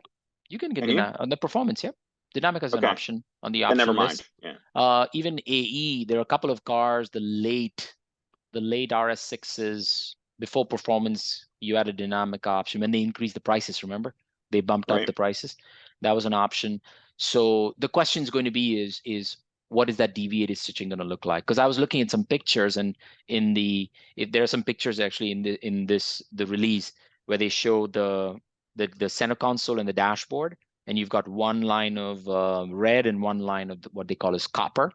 So Yeah, it'll be interesting to see how do they do the hexagons, right, in the seats with the laser engraving. What colors are they going to be for the right. US? For the performance, it's all one color. So I don't You, know. you know, I think there are more colors too for Europe. Like the only the gray and the black are in the configurator. But if you read the press release on the car, it mentions Yeah. let's see if I can get to that. See, and that's the bummer, right? Like and that's why I use the word rob, right? Like there's, the Europe gets so many cool options, right? I Right. know they say three colors, but there's actually, I don't know if there's going to be an AE color for the car, AE option there. I don't know. Uh, They may do I sat through the present like they did a virtual presentation. But like you see Arcona White, Nardo Gray, Cronus Gray Metallic, Madeira Madeira brown. Brown Metallic, Amethyst Black. Um, So but they I get thought I Kronos gray and Madeira brown. Those are the two extra colors. yeah. I And thought they there was haven't a spec red this stuff. too that they mentioned, but maybe There not. was one presentation had a red. But again, the interesting thing is what will the brown and the gray, what decals will the car run? Because if you look Well, at the because black, yeah, they're monochromatic, right? The yeah, yeah, yeah. So and look at This the was wheels, cool right? too. These are the different wheel finishes. Like you've Yeah, got the yeah, black. yeah. Interestingly, you don't have. But here's the other thing on these wheels. On one hand, I don't like them on the GT. On the other hand, I think they're brilliant, and I would love. Obviously, I'm biased, right? But these things in silver optic on an RS6 performance would be perfect, right? They would, they would. So I'd love to see them go wider, and I don't know if they'll be um if they're only going on GTs or not, I guess is because it's such a cool, iconic wheel It design. is, it I is, want it it to is. go on more stuff. All right, next question then. Speaking of more stuff, we had um a couple people who responded to this. I might have even been your thread, but who responded to the GT conversation saying it should have been the RS3, right? Like the 5-cylinder, the Yeah, sedan. yeah, yeah, And yeah. I gotta say, the RS3 with this livery, it's a little bit the car's a little bit more boy racer anyway, right? Like so, it's It like is, it having is. big old stripes on it, like might make. I kind of like the idea of an RS3 in this spec, Me but too. Me too. Yeah. Yeah, if you look at it yeah, from if you're going back to the you harken back to the 5-cylinder, the yeah, era, right? Then the RS3 makes sense. You've got a smaller package, you've got a more nimble car. But again, I'm sure there's thought process as to why I think they followed the GTO concept. But honestly, if they really wanted to, the RS3 is doing well. Let's be honest. There are no RS3s on dealer lots right now. RS3s are back ordered. it's about to get a So facelift. yeah. So what do you do, right? Um, do you increase the price point? The RS3 is already pretty expensive. It's what Yeah, it is. Yeah. So Yeah, do you yeah. make it $100,000? How many RS3 car buyers are going to buy a hundred I thousand don't think dollar? that's that market. I mean, it's competition is what M2, right? Like, and it's a M2, different, M3? yeah, and Hmm. M2 is, I think, more M2. M3 is more RS5. And Right. RS5, that's the other side of it. RS5 is already, you option it up and you're pushing six figures. Yep. So you got to keep it below that. I mean, Yeah. I don't know if it's, you know, you might have some on lots if he's pushed it up to that price Oh point. yeah, So, yeah, yeah, yeah, yeah, um, yeah. and Yeah. I don't think that's what you want on these cars. These cars need to be exclusive and sought after, and you know, not they don't have to like discount them to get rid of them, right? Because Right. everybody wants them, and I think that's the RS cars should be that. And that's my other concern with 85 of them. If you're not specing them tailored, like, well, will there is that there are 25 of ours, and I suspect if they'd have made 50, they'd have sold 50. If they'd have made 85, would they'd have sold all the 85? That's hard to say. It's Nagi, which means they probably would. But Well, think of it this way, right? So, I was going back to sort of thinking through. I'll make two statements, right? One is, yeah, people are going to react to the statement, so be it, right? There's pros and cons, but the question is this a marketing exercise, right? I'm sure it Bring is. attention, but is Yeah, this, sort of one of those, hey, let's just throw some decals on some wheels, some blah blah blah, and let's within our sandbox create yeah. something, right? So is this a marketing exercise? But the second question would be is could they have done something differently, right? I don't I'll know. tell you. I'll tell you what would have been cool. You remember with the tributes, they were different things in different markets, right? Like they were You the mean tribute, whatever they called it, the 25. What did they with the they badges you got bought from yeah, so Germany? they were called originally when we were told the cars were coming, they were called the Nogaro edition. Remember we had those initial pictures? Right. And there was a Then they were Nagaro edition of the previous gen, so that makes sense. Yes. So they said there was going to be a Nogaro edition. When they were released in Europe, they sold them as the Nogaro edition, and they had the 25 RS, blah blah blah. Logo. And then Yeah. they said 25 RS. That's it. then they said, oh, it's going to be the tribute, but then stripped all that 25 RS Well, from the that's cars. where I'm going. So in Europe, it's the 25 RS. In America, it's the RS Tribute Edition, right? But what I guess where I would go one further, right? Like where I'm going with this is like, why not do like you were saying, break it up, 25 of this, 25. Why not do a second run of RS Tributes, right? Like do this car, silver wheels, Nagi, otherwise no changes, right? Or Yep. blue stitching inside Right.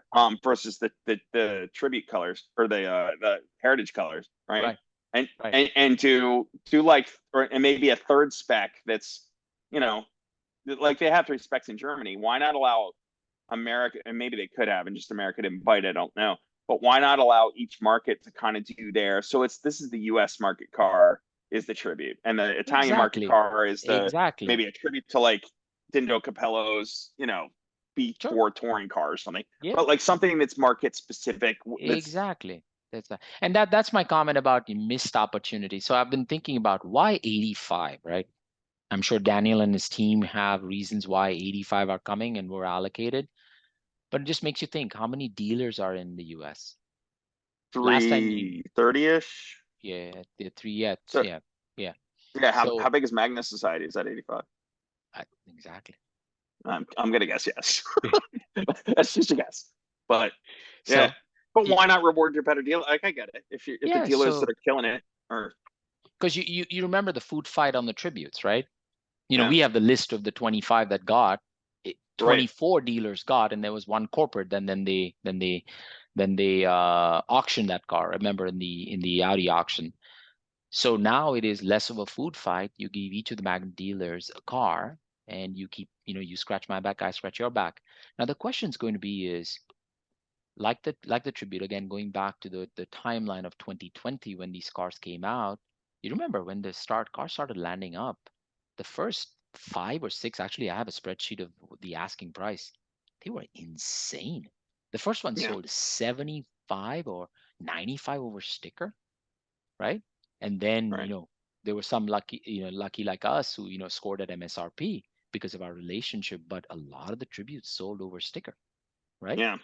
So the question is going to be, is these cars land up what happens to the first few? That's going to determine how these 85 are going to survive, right? Yeah. So Right. I, I'm hoping they sell and they sell well. And like you said, I hope there is another one, like an America's Edition tribute, that they say, you know what? I mean, technically the IMSA GTO 90 raced in the United States, only in They the did. United States, right? So Exactly. it's a US spec thing too, but like, For the rest of I the don't know. world. But yeah, 660, 660 minus 85, the rest of the world also gets an IMSA GTO. But it's cool. Hey, listen, like you said, coming back, I'm really happy that this car is coming, that Audi's doing something. Yeah. Um, uh, you know, uh, could have been wilder? Could it have side exhausts? I don't think so, because my Yeah, I kids don't would think kill me. production wise you could.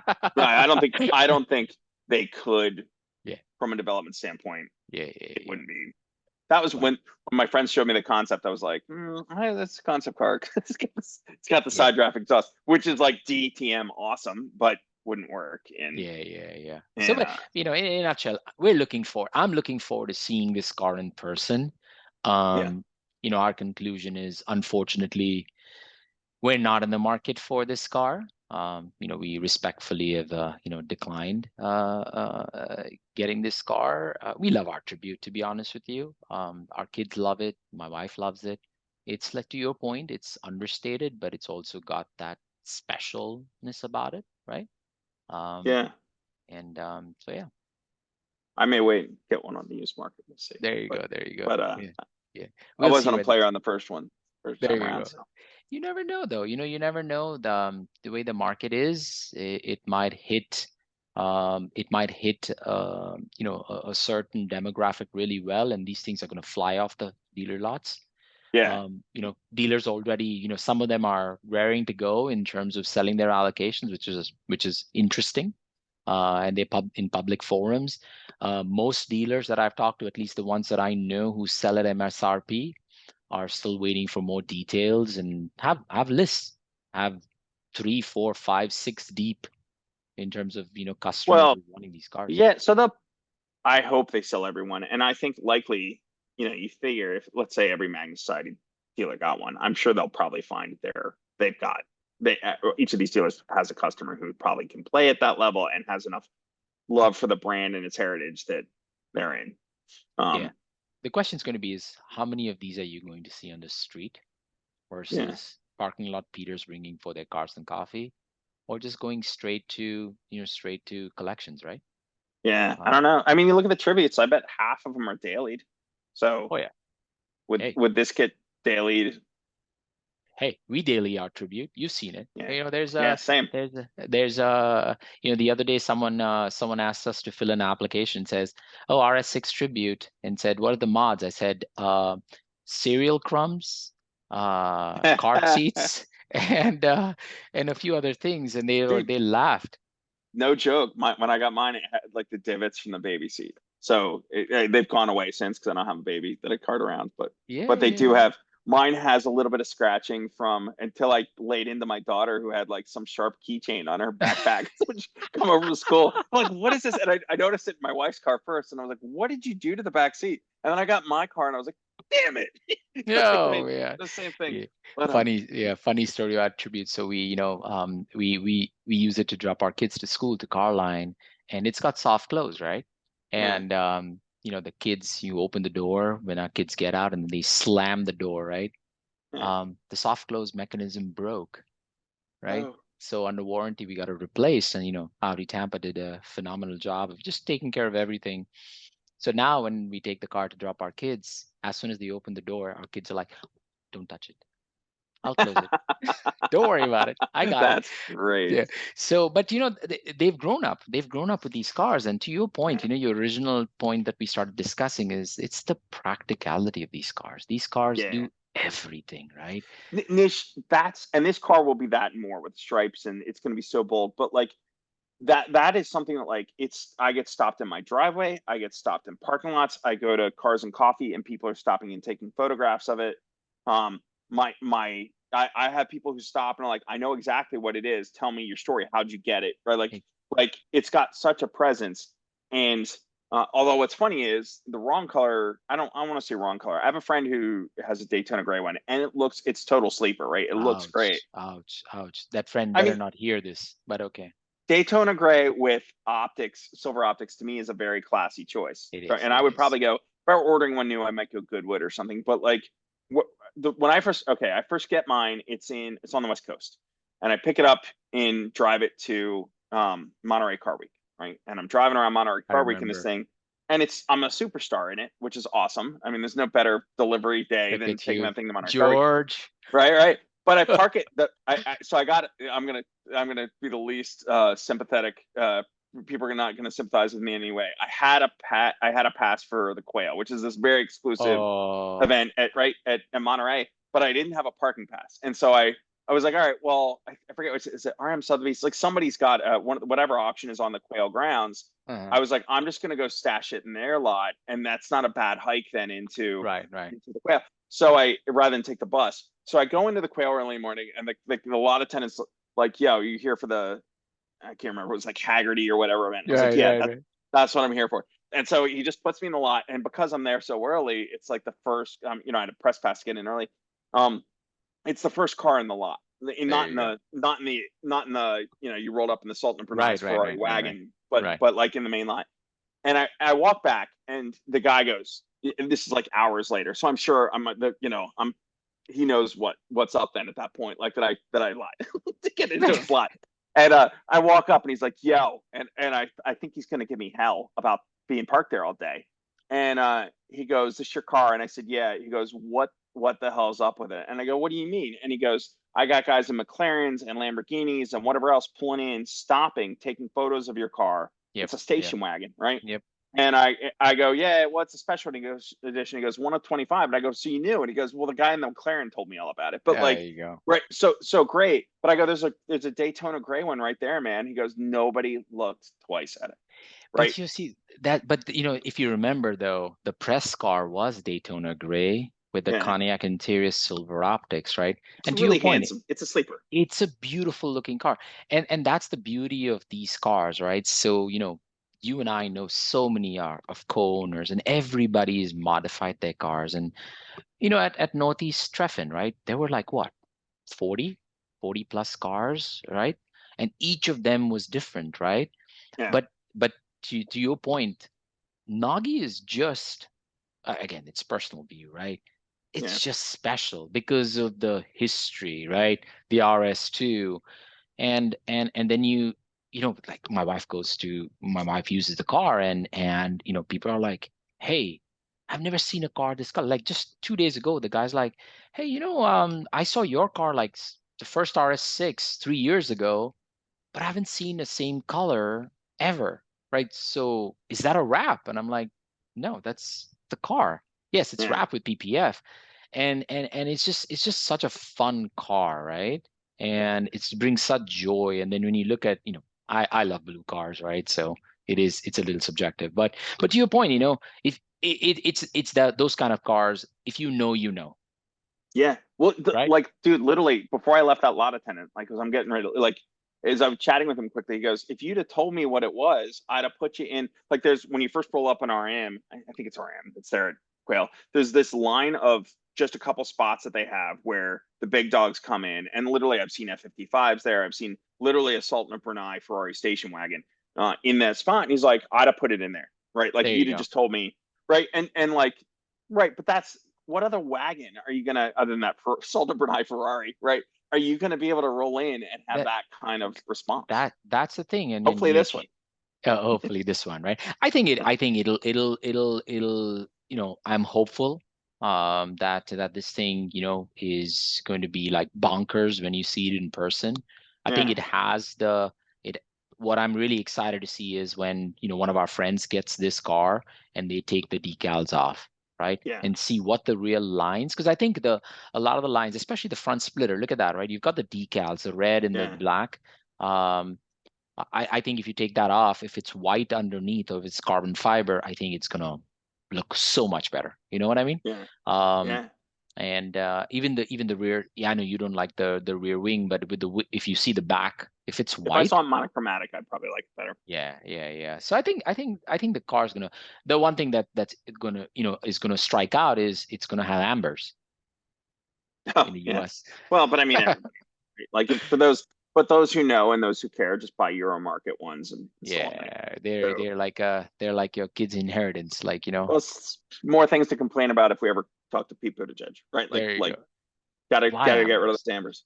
They're Buy actually functional. I kind of like them because, like, it's a I side reflector, right? I So, hate ambers with a but passion. opt visually, yes, but if you got somebody coming at you at night, right? Like, there is a safety element to it. Oh, it's How they're old of a so how old ugly. and lame do I sound saying that? Yeah, Like, but do you know the OE Euro headlights, the little pieces that are, ours are, so the US cars, the amber piece is actually stuck on top with a right, little fitting. yeah, When I swapped my OE headlights for Euro headlights, those little pieces are actually carbon fiber. no, They look so much nicer. I'll send you a picture later. yeah, But it's kind of cool. But it changes the face of it changes the look of the car, you know. right. Now I know several people who've done the OE tail lights also, which, they've gotten rid of that double thing, and got the orange light. But, again, You know what I would have done on this one too is what's that? I'm blanking on the name of it. Adobe, if you mess with Adobe, they have a platform for designers where you can upload your work. And I'm totally blanking on the name of it. But I'll dig around on there sometimes because you have everything from like photo editors to like people like designers making things in 3D, mm, mm, mm, whatever. mm. And I think I saw a Russian guy do this actually, and somehow he made one. But they made, that black trim that goes across the taillights. Um, Mm, they there's actually made a it guy here in the US okay. but the thing is that trim, because Right. I was thinking of doing, because the RS7 has it, right? And Does I was it? like, yeah, RS7 has the Okay. entire trim. So you could There's, activate it with the RSM. yeah, you actually can do a swap, and I was looking to do it, but again, it's a down, you climb down a rabbit hole. What I'd Right. like to see is somebody actually, maybe you can do this with your designer prowess, is get rid of the decals and see what the car looks like without decals. Yeah. Yeah. Well, I don't know who did your sedan, but It's on the internet. oh, I was going to say whoever has that layered can pull the sedan, like Yeah, make it yeah, an yeah. Avant again. But It's they actually they funny took the, enough. It's a Russian guy who is using on Instagram, yeah. JB cars or something like that. But yeah, there's lots of guys playing around. I was I'll thinking of I'll just give it a playing. try. The AI stuff is actually where this would have taken me some time to do myself in Photoshop. Hmm. I've played a couple images now where with like AI Photoshop generative fill, you can you'll just tell it get rid of stripes and it will get rid of the stripes. No I way, just wonder if really? you wouldn't, yeah, but I wonder if you wouldn't lose some of those body lines because like Yeah, yeah, I don't know how closely it reads it. I'll try it, play with it. yeah. Maybe I'm sure there's filters, but again, looking forward to this car coming later this year. Seeing it in person, I'm sure. I'm hopeful that one of the Tampa dealers gets this, and I'm able to Yeah, see it in person. So yeah, I'm dude, sure. this thing full white. What the rotiform does away that looks like the old Ronals. I would do those in white, and Hmm. then like the fade stickers on the doors. I don't know if that would be cheesy or not, but I wouldn't give it a try. This car would look great with LMs, though. Well, you're biased. I'm biased. Yes. Come on. It would look kind of biased. Would you paint the Yeah. centers white? Would you go cocaine white the Without, whole way across it? without a doubt. Yeah. Total. Yeah, yeah, Total Miami spec. Yeah. If the what if we would have thought of getting this car, I would have done white, white centers, BBS LMs, go brush metal with the hardware like I have, the blue, yeah, I would have done white hardware, right? Something like yeah, special, and like, drop the car a little bit, even though it's 10 millimeters, like drop it yeah. down a little bit. That would be pretty low, dude. Yeah. Yeah. And then, like total, it would be total baller. I would actually even do the mirrors white, not black. Are they carbon or are they black? They're black. It's all black optics. I would be tempted to do carbon optic, but yeah, I like the. I don't know if this is nerdy, maybe this is why you're going that way anyway. But before there was much in the way of carbon optics, like so B8 RS5 era, Hmm. um, are when if if you had black optic, you didn't get carbon mirrors, you got color match mirrors. So like a That's Suzuka true. Gray That's B8 true. RS5 or the Yeah. B7 Even the had, C7, even the yeah, C7 S6. So, remember I had a CPANG one. If yeah, That's the reason I didn't do black optics is because I wanted the silver mirrors, the brushed aluminum mirrors. right. Yeah. And then I they're gotta, like an this is nerdy too. Early B8 S4, uh, that was, it was a long-term car we had at Fortitude, and I was able to, they had approved me for exclusive. So I did, um, this is before black optics was available. I did uh, Suzuka Gray, and then there was like a, you had to know, remember like in the good old days when there were like option packages that weren't really well known, and you really uh, had to like, there was a black optics package I was able to dig into, but the car came with like silver mirrors, and the rear valance was that kind of titanium gray that was on the yeah, regular yeah, yeah. S4s, Yep, but yep, everything yep. else was black. So I like painted the valance, and I did the mirrors color match. So I should have given you my Uh, mirrors. there you go, there you I go. didn't know That's you what that. yeah, well, yeah, we didn't need, yeah, yeah. But I did the opposite, which is I did the S6 and CPANG with the silver optics because I wanted the aluminum Yeah, finish. And mirrors. then like an idiot, I went and bought the black optics wheels because I love that shape. And then Yeah, paint matched it, and it's all kinds of stupid. It's like my wife thought I the was an things, idiot. the things we do. Yeah, the things we do to make our car special, right? Yeah, yeah, Yeah, pretty well, I'm neat. looking forward to seeing you in Amelia. So in a couple of weeks, right? So we'll be there with our Yes. Porsches. Yeah, this will probably go before then. So probably worth mentioning because it will, I think it's known at this point already. The GTO, the 90 IMSA GTO that we showed in those photos, and the Michelle Mouton um S1, right? 85 Pikes Peak Uh, S1, right? The one that she won overall in, are both going to be at Amelia. Audi Tradition flew them over. They were just at the Fat Ice Race last weekend, and they'll be at Amelia probably, I think it's already a done deal at Radwood as well, yeah. at the Audi Club tent, is my understanding. And Gotcha. then we may be doing some dealer events there. At this point, it looks like they're going to be two different dealer events as well. One is early in the week, not close to Amelia Island, and then the other one will probably be Jacksonville. Oh, come on. Don't Um, be all cagey about it. Everybody knows where the events are going to be. uh, There where are you they going go. to be, Nish? I know Uh, exactly where they are. is that right? Yeah. Let me call Roger right now. Oh, get the, hell yeah. get, Okay, so we do know. yes, yes, yes. Yeah, So it's, well, yeah. I'm sure he's probably talked about it at this point then too. No, he hasn't. It's just a conversation. But I knew where the cars are going to be. So Yeah. but yeah, but looking forward to the Jacksonville event. Audi Jacksonville Friday evening, right? That's during Amelia week. Yeah, I That's think on it's Friday. Thursday evening. It was, so hopefully this is by the time I publish it. If not, I'll pull it from the, we'll see what they want me to do. We'll pull it from the, but yeah, Thursday night at South Carolina, or at Greenville, South Carolina, at Right. Audi Greenville, and Friday night at Audi Jacksonville, Okay. and Okay. or afternoon. I don't know the times yet. I just know it'll be after, if you're going to that, I think it'll time out where if you're going to that pre, what the event that Motorsport Magazine or whatever is doing, that's like the Yeah, yeah. welcome event, Yeah, Friday yeah, night yeah. So or Friday it's afternoon. Friday afternoon. It's called the Amelia Island Kickoff on Right, the main beach park. So that's right. the Audi Club. I think Melissa and Chris and all those guys, Yep. they've organized. You're going to be there, right? So I have to Yeah, I'll register. show. Actually, I was talking to Melissa about it. I'll see if this probably won't make the podcast. But I was talking to Melissa about it, and I said, hey, I don't think they have a Porsche section. Can I just register as you Yeah, guys? yeah, yeah, yeah, And yeah. she said, yeah, sure, why not? So She I said the may. same to I me. go, Nish is going too. If you want to, like, let's sign up as Florida, Audi Club Florida. Yeah, yeah. So She reached out to me. She's like, "Hey, you want to register? Register under the Audi Club." So we'll do that.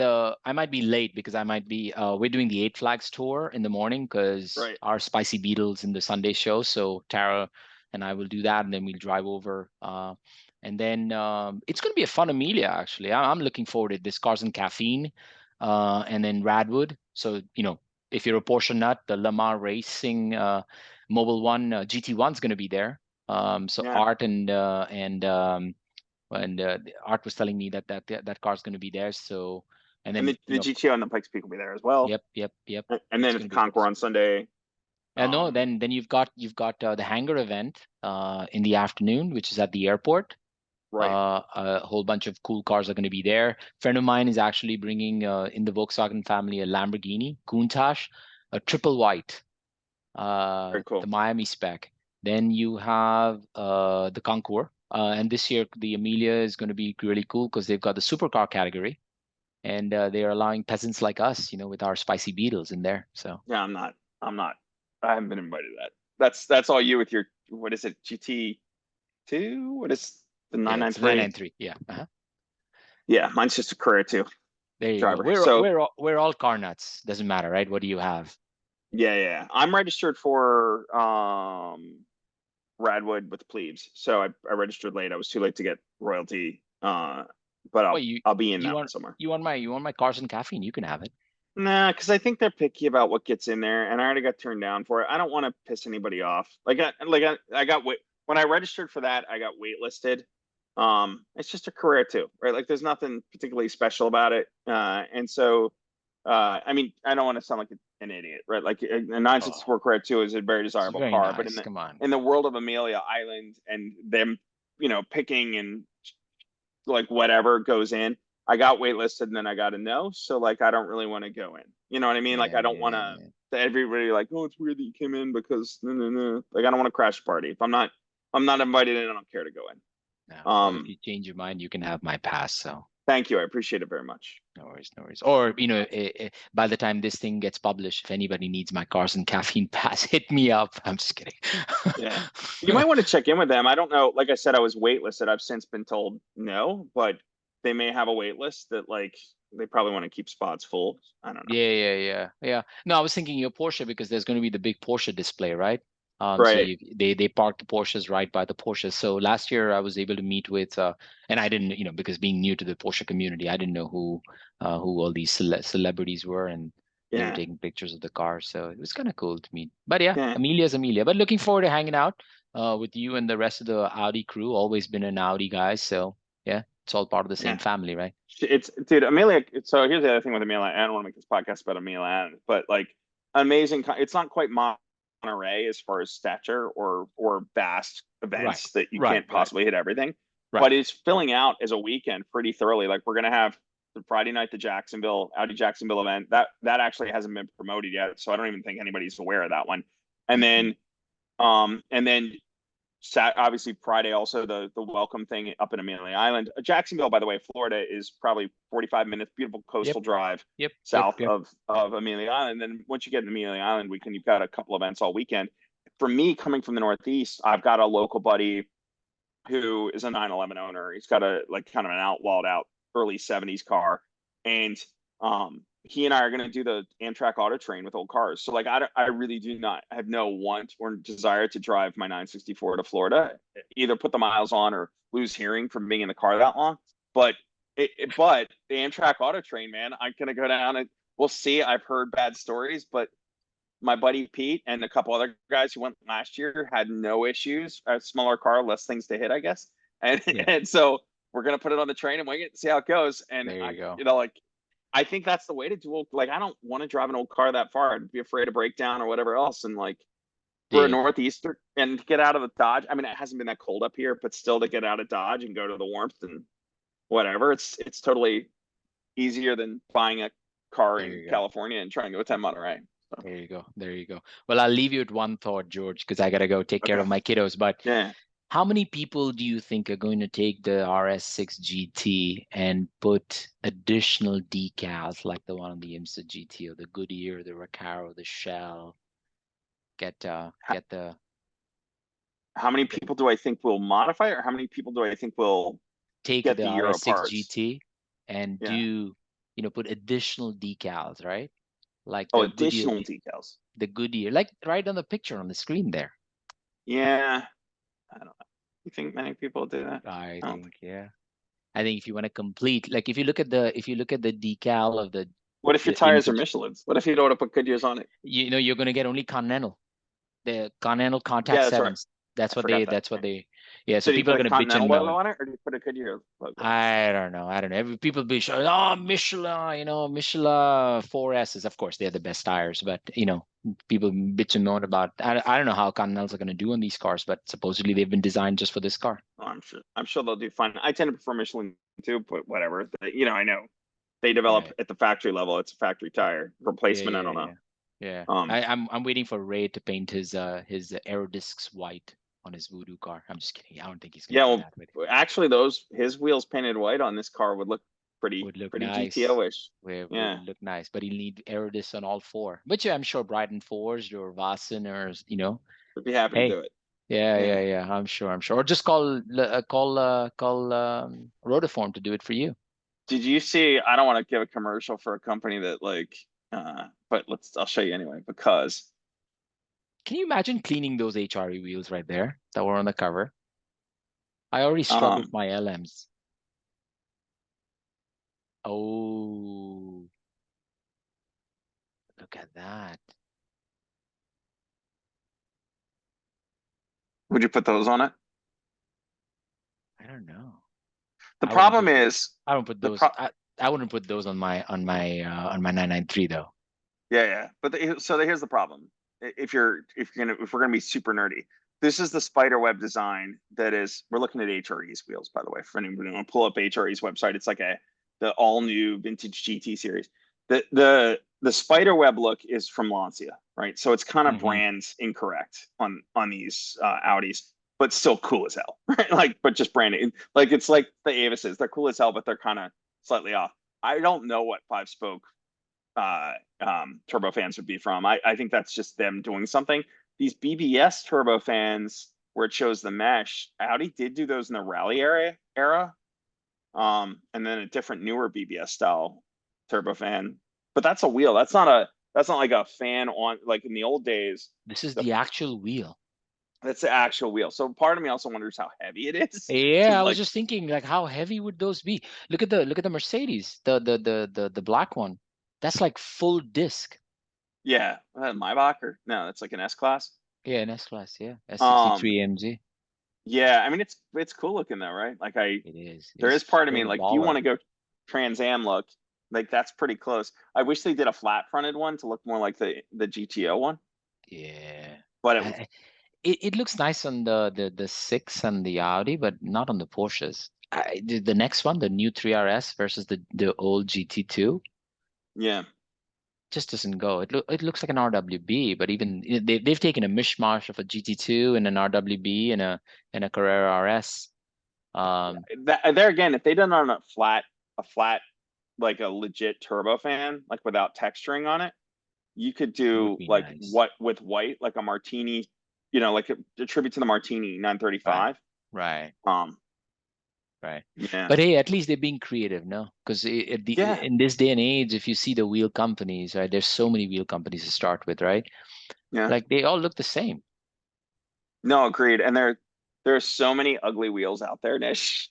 You walk through if you go out to SEMA and walk through the wheel hall, honestly, I'm probably think maybe 2% of them are attractive. Like Hmm. there's so many ugly wheels that like, yeah, when you see like HRE and Rotiform Yeah. or BBS, obviously Yeah. iconic, but like I don't know. And even then, I'm kind of picky. There might be like just a few wheels on. I tend to like an OE wheel. So, Yeah. Remember the uh, time people started giving me grief when I put JDM wheels on my RS4 Avant? yeah, yeah, They're like, ah, you don't put those kind of wheels. What kind of yeah, offset is that? Again, it's almost it's a personal choice, right? totally. You've Right. got Avis's, Self-expression. Yeah. I remember, early on, Avis's, those are heavy wheels though, the ones you've got though. Yeah. Although I'll tell you, I had just gotten those wheels. All right. Here's where I'm going to be really nerdy. I love OEM look, right? And that Right. those totally look right on the car. And I got the wheels on the car. The first time I ever had it down at Audi of America was the TT Cars and Coffee they did. Uh-huh. And they had Freeman Thomas, who was the original designer of the original TT. He's designed a bunch of other stuff, including early in his career the center console on the 964, 993. Like this dude's been everywhere and done a lot of really cool cars. And he Right, right, walks up and he's just standing there looking at my car. And I go, well, first of all, I'm nerding out, so I'm trying not to be too much of a fanboy. But then I'm like, you know what I'm trying to do there? What I'm trying to. He's like, no. He goes, those wheels are perfect on that car, like right, perfect. And right. I think the other side too, for me, for the RS6 aesthetically, there's so much going on already on the Yeah, wheel it's or on over the designed car. car. Right. Yeah, that like the stock wheel on those cars, not the performance wheel maybe, but like the original RS6 stock It's wheel is too many. so it's too busy. Like It's too there's busy. so much going on it, and like it's a pain to clean too. But like understated because the car is already so like cartoonish that like an understated Right, wheel just right. kind of is perfect on it. The first time I was talking about wheels, and I know we're nerding out on wheels. The first time I saw the performance wheels, I thought those were Vassans or HREs, right? They kind of yeah, that kind of with that Yeah. Y Yeah, the triangle, Y whatever at the thing end of the and with a spoke. good concave. But Yeah, honestly, I would say your wheels are my top three. Ray's discs, theirs are cool wheels. your Yours are RLMs. iconic. Eh, they're peasants, but yes. But they're good. Yeah. Peasants. What Yeah. kind of peasants are you hanging out with? Because I Yeah. wouldn't mind knowing So, that. but it's funny. I haven't seen so I've seen a lot of cool wheels on Porsches. So I know we're going back to Porsches, but you Yeah, look at the designs. I don't know why. You look at my 993's they've got those three-piece speed lines, magnesium centers, in 1995. But you look at those wheels and you're like, they're iconic, right? yeah, And you going back to HRE, they've tried to replicate that.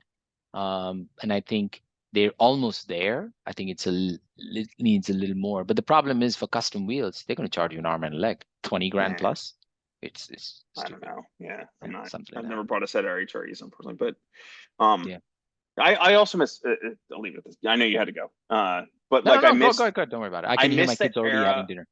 Yeah, I missed the era of like when they would have a performance wheel that went on everything, and Yeah. like it Yeah. was the icon. That's what made the Fuchs iconic. That's what made the Cup One There you go. iconic. There At you go. Audi, that's what made right like figured out the Ronals or the turbo fans or the right like Yeah. you had they went on everything first and or on the highest cars first, and then they kind of filter down.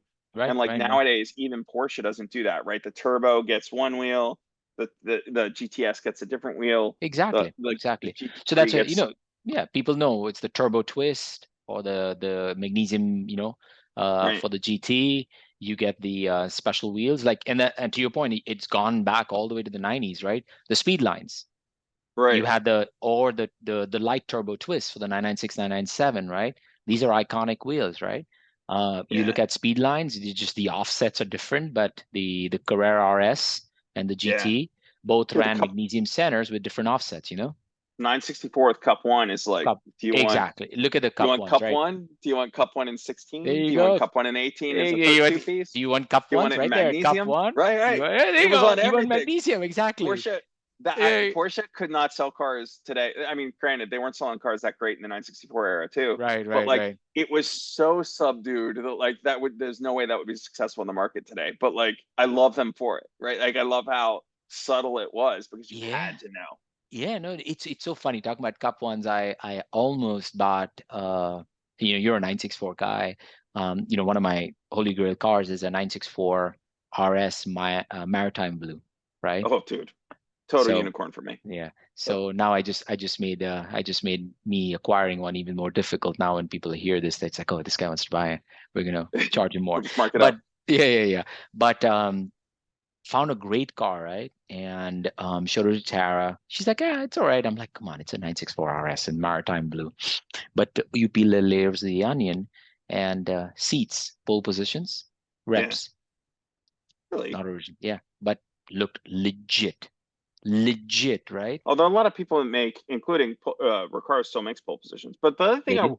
I learned about that recently, uh, don't the shells like the carbon like time out, kind of like a racing helmet? So like after a certain amount of years, I think you probably need to get a new shell, Or right? or you need to send it to Porsche Classic.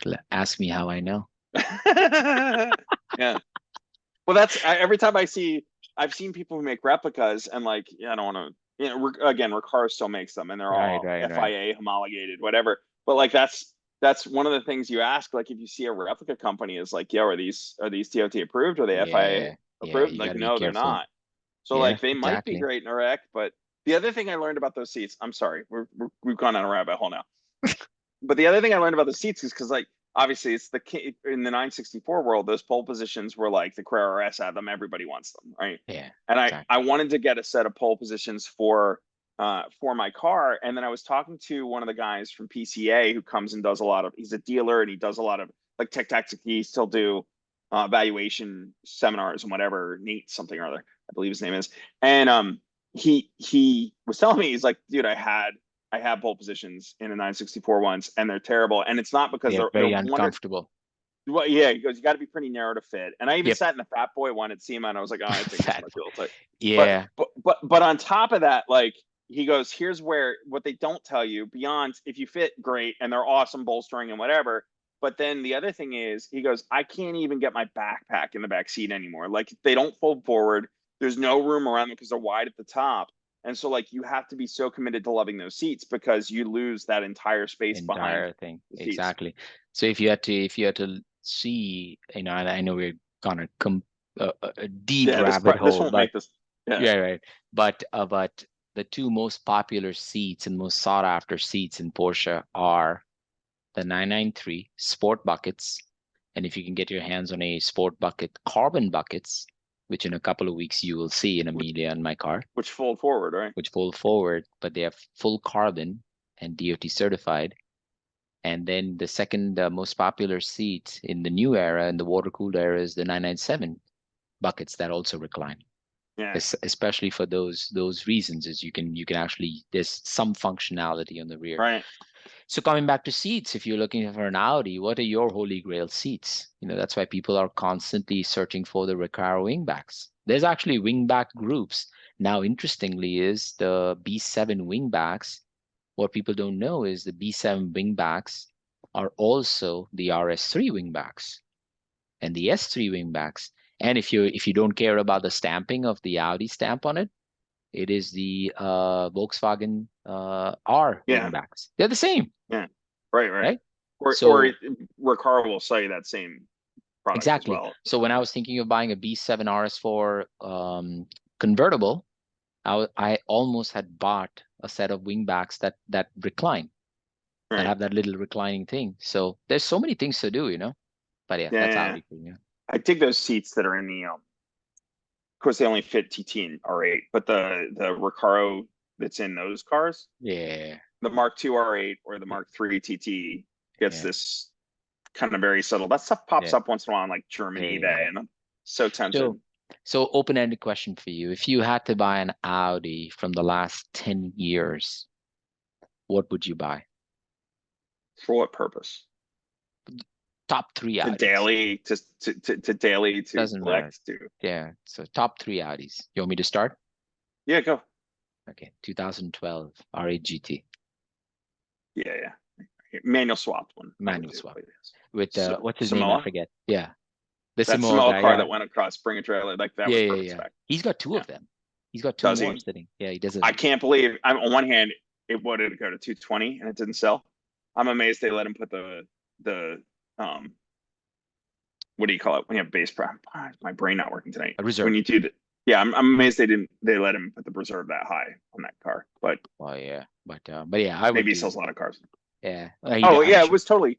If I would were him, I'd wanna run it higher, of course, and I think it's probably worth more to the right buyer. But bring a trailer. My experience doesn't really want a high reserve. They want the car to transact. They do in the transact. So that would be for a car that I want to get. Yeah, R8 GT manual swap. What would be yours? I'll mirror you on that. Samoa Orange, Euro Recaro's R8 GT manual swap. If I'm going Okay. R8, that's the car. Right. Factory wheels, like the factory wheels in titanium. Right. Right. Like Right. I'm cool with how that exact car how it was spec'd was pretty close to how I would take it. You know what we should do on maybe another podcast is call, like, pull up a whole bunch of enthusiasts and say, go around the table. Which is your car? Which is your car? Which is your car? Which is your Yeah. car? If Or if you have a 3 car garage. What's in it, right? Yeah, Like or or three. dollar for 50,000, what would you buy? For 100,000, what would you buy? For 150, what Yeah. would you buy? Right? Yeah. Yeah. So no, only Audis, no Porsches. You know what I would Yeah. like to buy That's a whole if I nother had the lifestyle. money is S1E2 rep, of course. Uh, I hear you. What I've heard about those cars, um, I'll name drop from Michelle Mouton.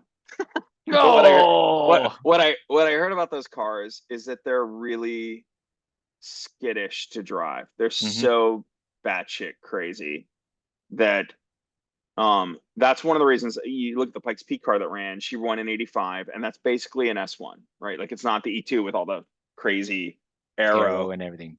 an ancient aero at this point. But like she said, it just got so bonkers by the time they got to the E2 that she really didn't want to mess with it anymore because it was so on a knife's edge. And like Rural seemed to like that, but you know, McCullough, the people, or I guess Stig stuck with it more like after the evolution. But like, I don't know, just from a enjoyability standpoint, I've driven out briefly before it got wrecked by Buffum. I've driven the Sport Quattro that Audi America has, and it's very like it's just so like the steering is not particularly tight, like say a 911 GT3, right? Which has an annoyingly short steering ratio too. But because the wheelbase is so short, I don't really get drawn to the short wheelbase. And I think like I love what Peter Birtwistle did with the design. I think I'm still drawn to the long wheelbase. I kind Yeah, of yeah, I would build something on the long wheelbase. And as yeah, rally cars go, I really love the early cars, like the Group. What was it, yeah, Group A? yeah. So I had the opportunity to acquire one, a rep. Um, so there was two actually. One was sold to local to you actually. The guy Randy, the Savage Garage one. Oh yeah, He had one. He destroyed it. The trans and yeah. That the car got auctioned, didn't it? Not too long ago. yeah, Sold or something. estate sale. But it was non-functioning. Right. And it was on Bring a Trailer. He didn't have the Title. title. Remember Yeah. you and I, Yeah. yeah, you were at Yeah. a I wouldn't want pre-seller to touch car that car without for that title. reason, right? Like, titling ain't good. Yeah, and then there was actually another one, same builder. His name is Alec. He builds them in Eastern Europe somewhere.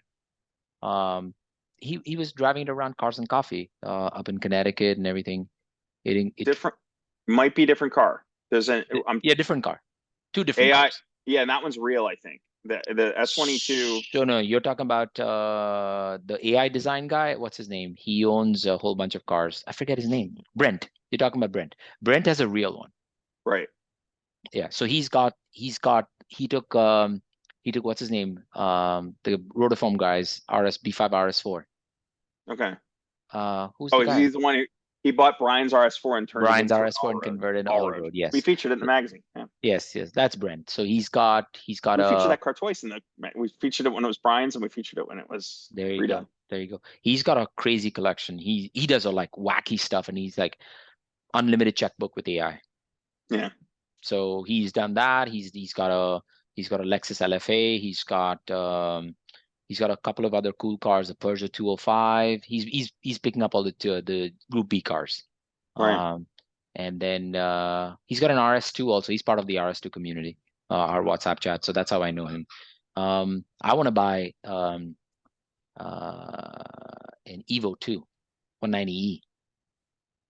I kick PTM. myself. That Yeah. car is like the new hot thing, I think, for like people who want to do because there's so many E30 M3s out there, right? Like every and right, Yeah, the E30 M3s have dropped. You can buy a right. good E30 M3 for maybe 75, maybe 80K. They were transacting at 150, 160, 180. Stupid. Hmm. Yeah. Yeah. But I was offered a Stan, Evo did you see 2. Stan's car? No. Stan from Toyo. It was at SEMA this year. Hmm. He built a 190 Evo, and it was like so tastefully built. He did this kind of like AMG harkening rotiform wheel, and like that Porsche Pepita that's like black and green Hmm. interwoven. Oh wow. Um, Beautiful car. It look like look it up. He actually, what is his? Here, why don't I just pull it up on the Hmm. screen so it's easier. You know, Um, there's a company that's collaborating with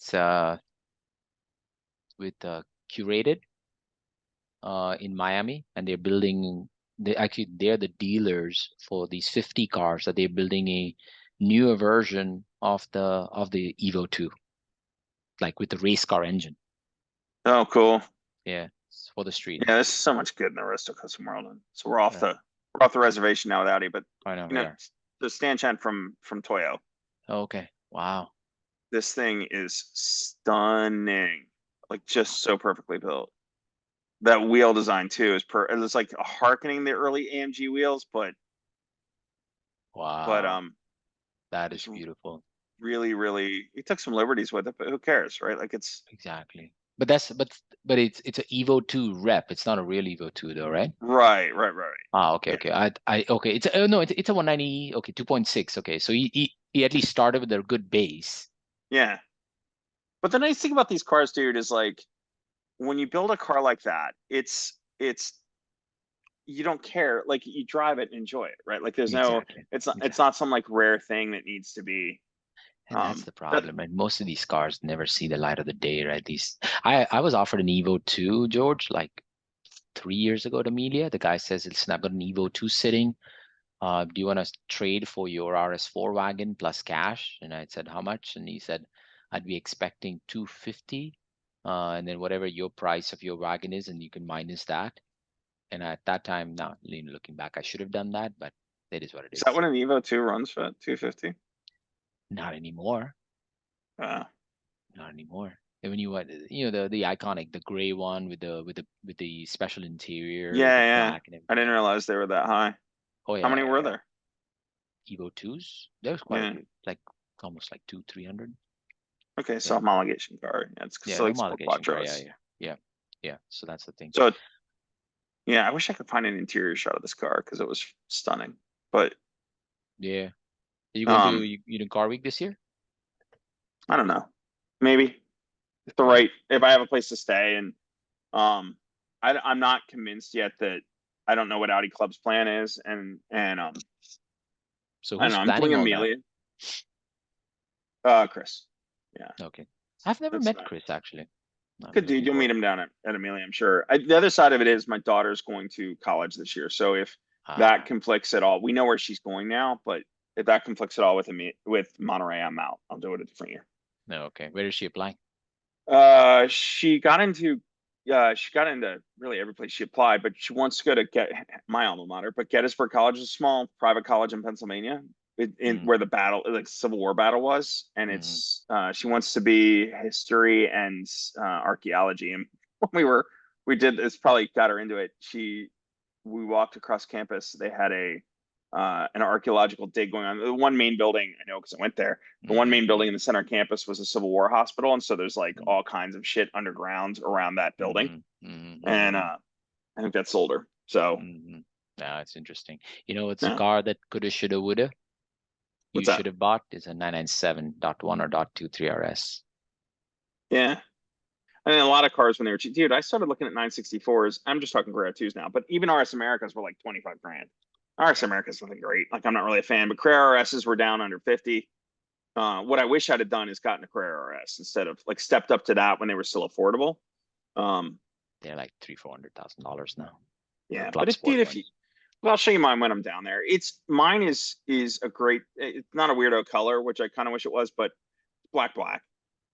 But That's, hey, that's it's still a a good car. manual C2 rebuilt, like been repainted glass out. So, Right. it's never going to be a collector anything museum piece, but dude, build it. Like I've had it to a couple Porsche shops who say it feels like a 3.8. It's not, it's a 3.6 cammed.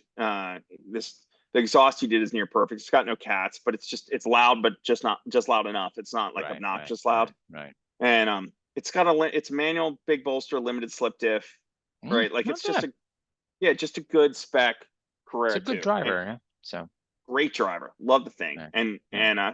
he's done coils on it. The previous owner, like it's a good sort of suspension. I haven't done a brake upgrade yet. At some point, Hmm. I might do big reds, but I don't know. Yeah. Hey, you know what I mean? You should take my car for a drive.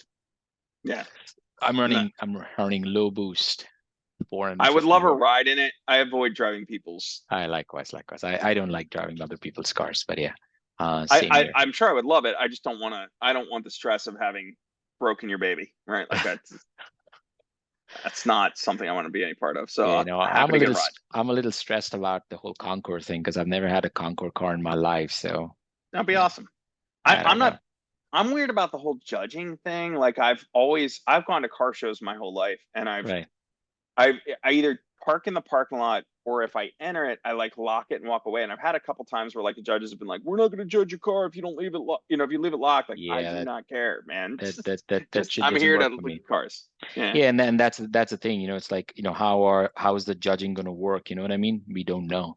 We don't yeah. know anything. So, Well, and you're playing at that level. Your car's worth more if it wins a prize. Like I get that, but but even between you and I never thought I would have a Concours car. Number one. yeah, Number two is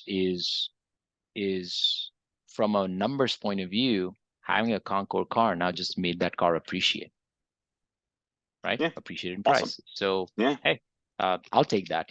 Why not? totally. Yeah. So, hey, who can say that they have Amelia Island Concours Sunday car? So Yeah, not many people. not many people, especially peasants like me. So yeah, we'll see.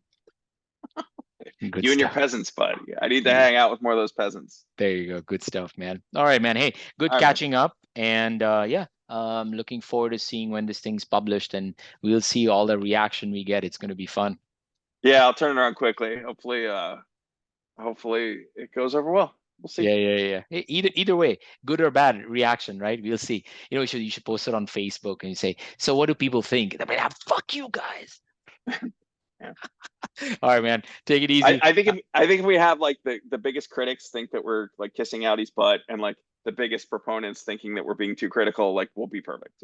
I know Really. exactly. I think that's what I'm actually looking forward to is that if we get that reaction from both sides says, hey, Right. you suck and you suck, then we've accomplished the goal. Cool. Yeah, that's the magic space. All right, There man. you go. All right, man. Take it Thanks for all easy. the Good time. night. Apologize Cheers. to your wife for me that you went so late. No worries, man. See you in a couple of weeks. Cool. Yeah, see you then.